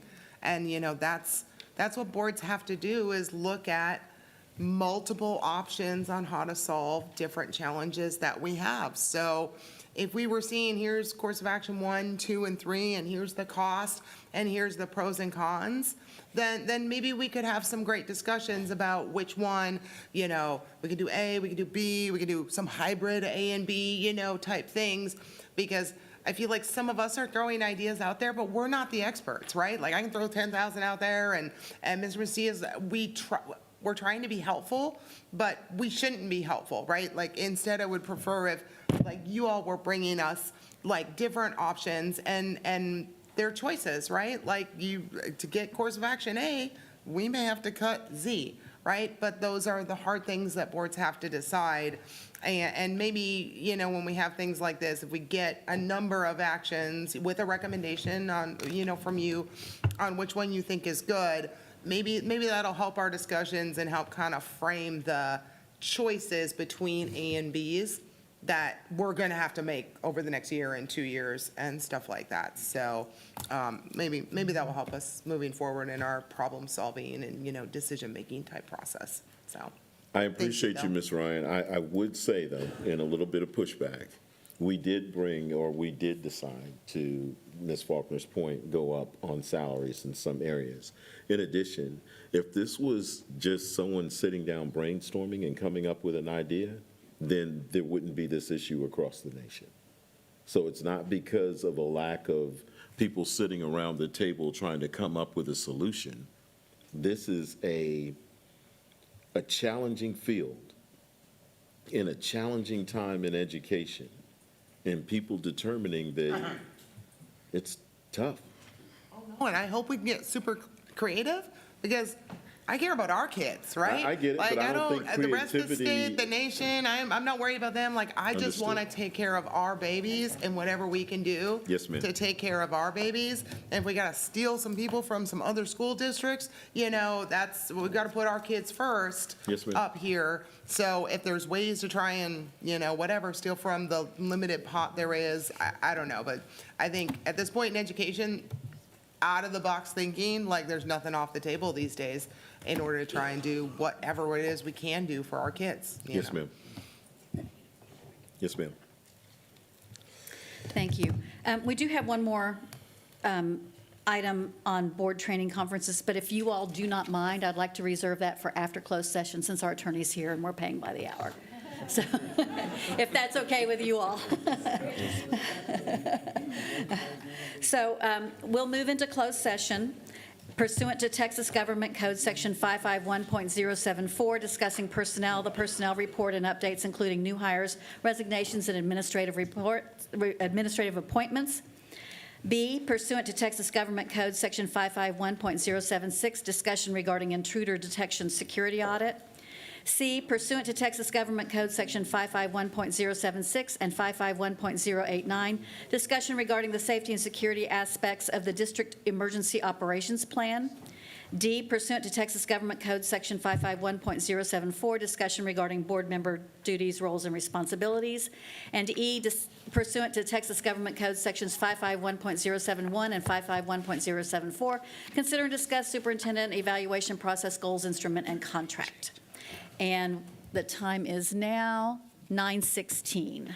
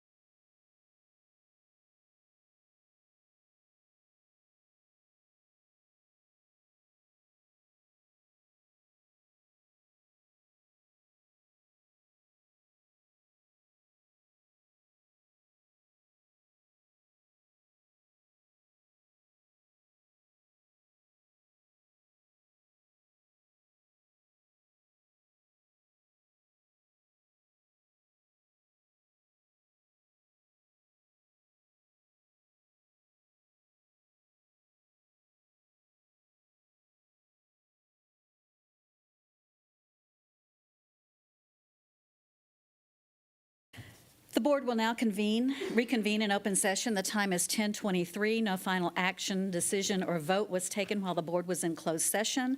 I'm going to have us address item 9, and then we'll go back and circle back to our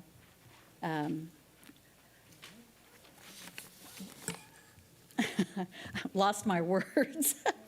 Conferences, events, and training. Oh, it's getting late. My apologies. All right, so 9A, consider and take possible action regarding the personnel report and updates, including new hires, resignations, and administrative appointments. Is there a motion? I move that we accept the personnel report as discussed in closed session.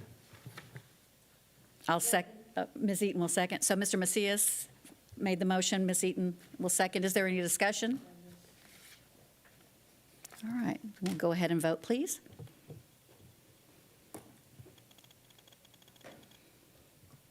All right, motion passes 7-0.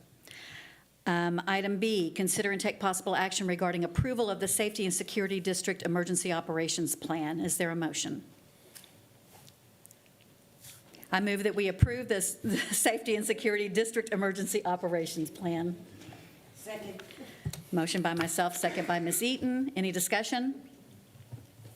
All right, go ahead and vote, please. It didn't confirm. Motion passes 7-0. Item 9C, consider and take possible action regarding superintendent contract extension. Is there a motion?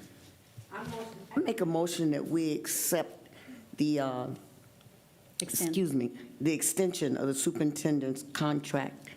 And did we give that date now, or what is it, 30? June 30th. Until June 30th, 2028. Till June 30th, 2028. With no additional. Oh, with no pay increase. Yes. Second. Motion by Ms. Eaton, second by Ms. Faulkner. Then we have discussion. Yes. Discussion's up. Press your button. Mr. Macias? Yes, I obviously want my community to know that, obviously, we looked at this pretty deeply, and one of the things I want my community to be aware of is that there was a discussion earlier by one of our citizens to be heard that attributed our financial situation to the superintendent. And I think that personally is unfair based on the circumstances that we're dealing with in Austin, as well as the board overriding sometimes your recommendation for compensation. I said this in the previous meeting. I have no regrets in moving our compensation to very highly competitive levels for the sake of teacher retention and employee retention.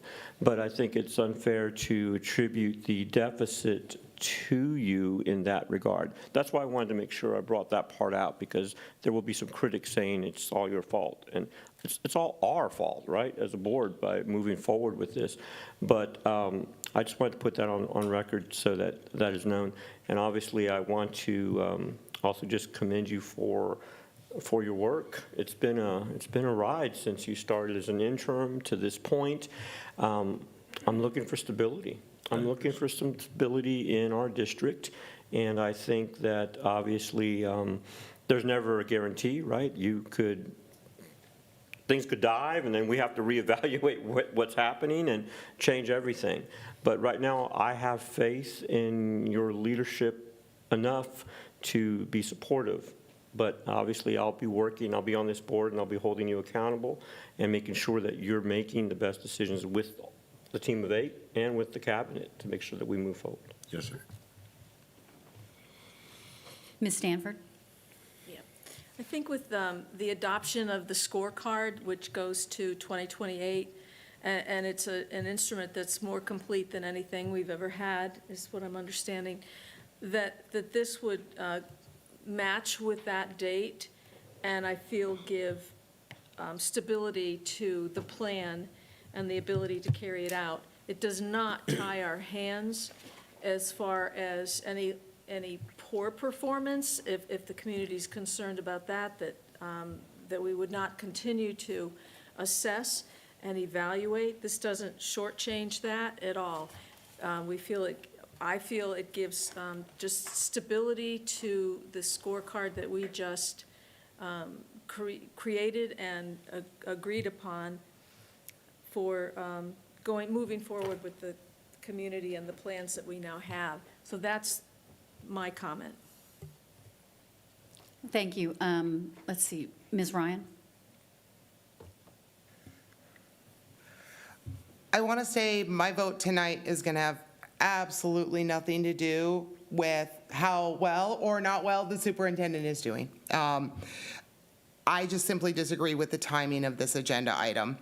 You know, we are only 17 months into a 38-month contract, and we haven't received any of our normal reports that we get from what will be the first academic year that we're going to evaluate our superintendent off of. So we are waiting on the taper, the financial audit, the enrollment snapshot, the staff survey, the student and family survey, and a number of other reports, and we are going to get every single one of those reports between October and December, maybe early January, but probably end of December. There's going to be thousands of data points, and that's why school districts do their superintendent evaluations in January and February. And everyone sits there with all the papers on the table, you do your evaluation, and then these types of topics come up because everybody's already got all the data all laying out on the table and is singing Kumbaya. So I can't be comfortable taking any action on this without having a single academic year of data to review. And I guess I feel I have to remain true to what I know I've heard my colleagues say over and over, which is we are a data-driven decision-making district. And I just need to wait till January till I have the data. And I'm looking forward to all those reports coming in, and I'm looking forward to the staff taking the survey and all of our students and our family out there and seeing where we're at on everything. I have nothing in my hand right now to, even evaluate at this point. Ms. Eaton? First, thank you, Dr. Fields. As I stated, you've done an awesome job. Considering the way you came in, the circumstances, the things that were going on. You stepped in, you stepped up, you built up your cabinet. Your cabinet wholeheartedly supports the mission. And now that we have a scorecard and some guidance, hardcore guidance for you, I look forward to seeing how you work it out and make it happen. Thank you, sir. I also want to give my thanks to Dr. Fields and the cabinet. I'm very excited to be in a place right now where we have this comprehensive scorecard that's going to direct our actions, the way we spend our funds, the way we allocate teachers and staff. All of these things are going to be something that needs to be looked at very closely, and I have confidence in our superintendent and cabinet that they will do that and continue to move us forward.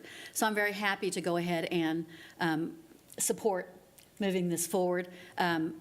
It's only fair that you help develop the scorecard, that you get the opportunity to complete it. It makes sense to me, and it shows confidence to the community that we believe that these things can happen. So that's my opinion. Ms. Goodwin, Yes, sir. Mr. Macias. One real quick point, because Ms. Ryan did bring up the part about data, and of course, it was discussed about data.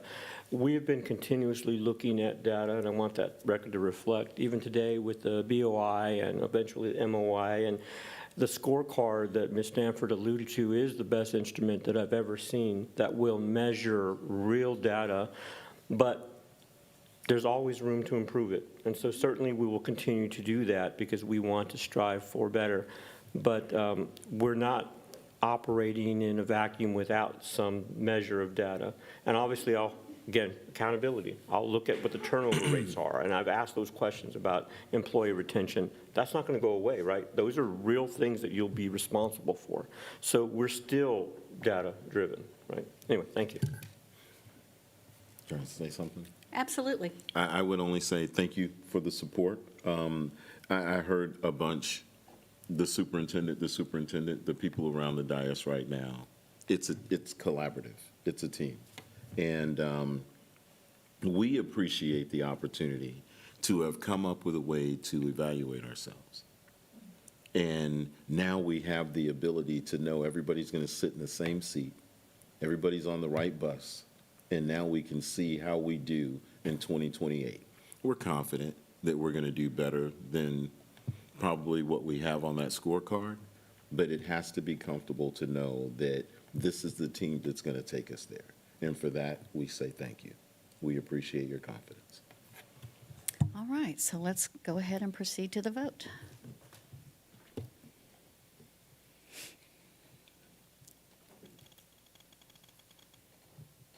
Mr. Macias, it didn't confirm. You little ripper. Motion passes 6-1. And now we'll go back and circle back to that other item, which is update on board training conferences, events, and board committee updates. And I think I started there last time, so I'll start down here this time. Ms. Ryan? Oh, I've given up. I've given up trying to write down. You can follow me on Facebook if you want to see all the different places that I've been. But I guess 2 highlights in the last 2 days, you know, a great Northeast Partnership luncheon again today, and just being able to sit down with all those mayors, councilmen. We had county commissioners there today, and also, and just everybody's working on legislative priorities right now. So lots of great crosstalk going on between cities and all the other school districts. So I really enjoy that event. Ms. Kathy and I attend that. The other big thing is just a huge shout out to all of our PE coaches and so many of the sports teams and the district athletics department for another amazing bike rodeo. This brings all the families together. And the fact that we made it inclusive this year, and we had the adaptive PE kids out there, and they got trophies, and they were riding their bikes. And I don't know who was happier, them or their parents. I don't know. It was kind of a tie. Actually, all the grades. It was really a tie on figuring out where they were going to put that trophy at home. So this is an amazing event I've been at for, I don't know, I think since it started back in 2016, 17. And I'm glad that so many staff members stayed really late last night from all of our campuses to put that together. So thank you to everybody involved. It was another amazing event. Thanks. Ms. Stanford? Yep. The one thing in particular of all the things I've been to since last month is Operation Dog Tag, and went to the dinner. And thank you to Coach Corrales for hosting this, for creating this, because it's really a fantastic experience and idea. But I was very touched with Coach Irvin's speech at the dinner. And I haven't lost his words. I've just continued to think of him. No battle and no game has ever been won by an individual. And Mr. Ramon followed him and said, to be a part of a team, you have to be a teammate. I took that to heart as a board member. I know it was being spoken to athletes, wonderful athletes, but I took it to heart as a board member. And in spite of our being in the news recently, in a negative way, I don't feel that's who we are as a board. I feel we're continuing to grow and to move forward. And we can all benefit by increasing in respect and kindness toward each other on all levels. And I'd say it's not a you start, but an I'll start change. So I just want to express my optimism for where we're headed as a board and as a district. Thank you. Ms. Faulkner? Football, lots of football. And I did attend last week, right before the district bike rodeo. I did go to Candlewood's individual campus bike rodeo, and I was very impressed with the fact that it was run by the campus. The staff stayed, and it was held until 4:30 so that parents getting off work could bring the bikes up, and the families were there. They sold refreshments. It was really good. It was unfortunately 150 degrees, but the staff was out there having fun. The other thing was the conference. We did the TASB conference. Lots of good stuff, good ideas came out of that. Things coming that we need to prepare for with the legislation, and I think we're in a good place to move forward. Thank you. Mr. Macias? Yes, obviously, a lot of activity, it's sometimes too much to say, but I will say today, though, is really still standing out. Having an opportunity to visit with 2 classes in which students had given notes and letters about answering questions. I mentioned one earlier about the student in special ed, about the concerns she had. So it made my heart happy to see students advocating. And even though many of the issues had nothing to do with the board, just having that conversation so they understand what a board is, what our responsibilities are. I encouraged every one of them to come to Citizens to be Heard, just because they can advocate. But it really was very appreciative from them, and I'd like our students to be involved. And so that probably stands out of everything because it was great. Thank you. Mr. Salinas. I have continued going to the volleyball game. I just love it. A lot of interaction and the different schools, and I met one of the coaches from the other school district, and I said, "You do junior varsity and varsity?" He said, "Well, actually, I do junior varsity, but I'm the assistant for the varsity." I said, "That's still a lot of work." And I thank them for doing a good job with the students. The other one that I enjoyed very much was the TESB convention. I really like that. I went to one of the sessions where Miss Marisa Perez, I believe that's her name, and I said, we would love to have you, Judson, either in January or February. Oh, she said, I'd love to come and give you all an update. And I think February would be better because the legislature will be in session at that time. The other one, I attended a session about financing, and I was shocked to hear, and I wish the community was here, 73% of the districts in the state of Texas are underfunded, going through the same thing that we're going. Yep. It's not that we're wasting money. They're blaming the state. It's unbelievable. 73% of all the school districts in Texas underfunded. And I said, wow. I thought it was just a few. It's almost the whole state. Thank you, and I enjoyed that. Ms. Eaton? I would like to echo Laura's sentiment about the dog tag event. The dinner was awesome. It was great to see those athletes with those veterans, and they're always encouraged to stay in touch with one another, and I like that. I still talk to the young man that I was paired with the year that I was an honoree, and that was awesome. So, and it's always neat to see them talking with one another and them listening attentively at what those veterans have to say about their years of service and what branch of service they were in. And so as you kind of walk around and you hear the conversations, and it's very heartwarming. The TASB conference, I tell you what, I really want to find out, did they videotape? Well, I'm sure they videotaped those 2 performances by the school districts that were there, because they were jaw-dropping. I mean, it's just unbelievable, the things that these kids can accomplish, or that they do accomplish. I don't know why. Not unbelievable, because that means kids are always showing us that they can do far more than we give them credit for sometimes. But these performances were phenomenal. And I had opportunity to meet the first and only Hispanic astronaut that actually went into space. And so it was awesome. It was awesome. Thank you. Oh, and Ms. Sanford and I have some plans next week that we'll bring back and let you know how that worked out. The timing is perfect because of what makes the proclamation I read. So this is perfect. Yeah, thank you. I don't know if I'm going to be scared or.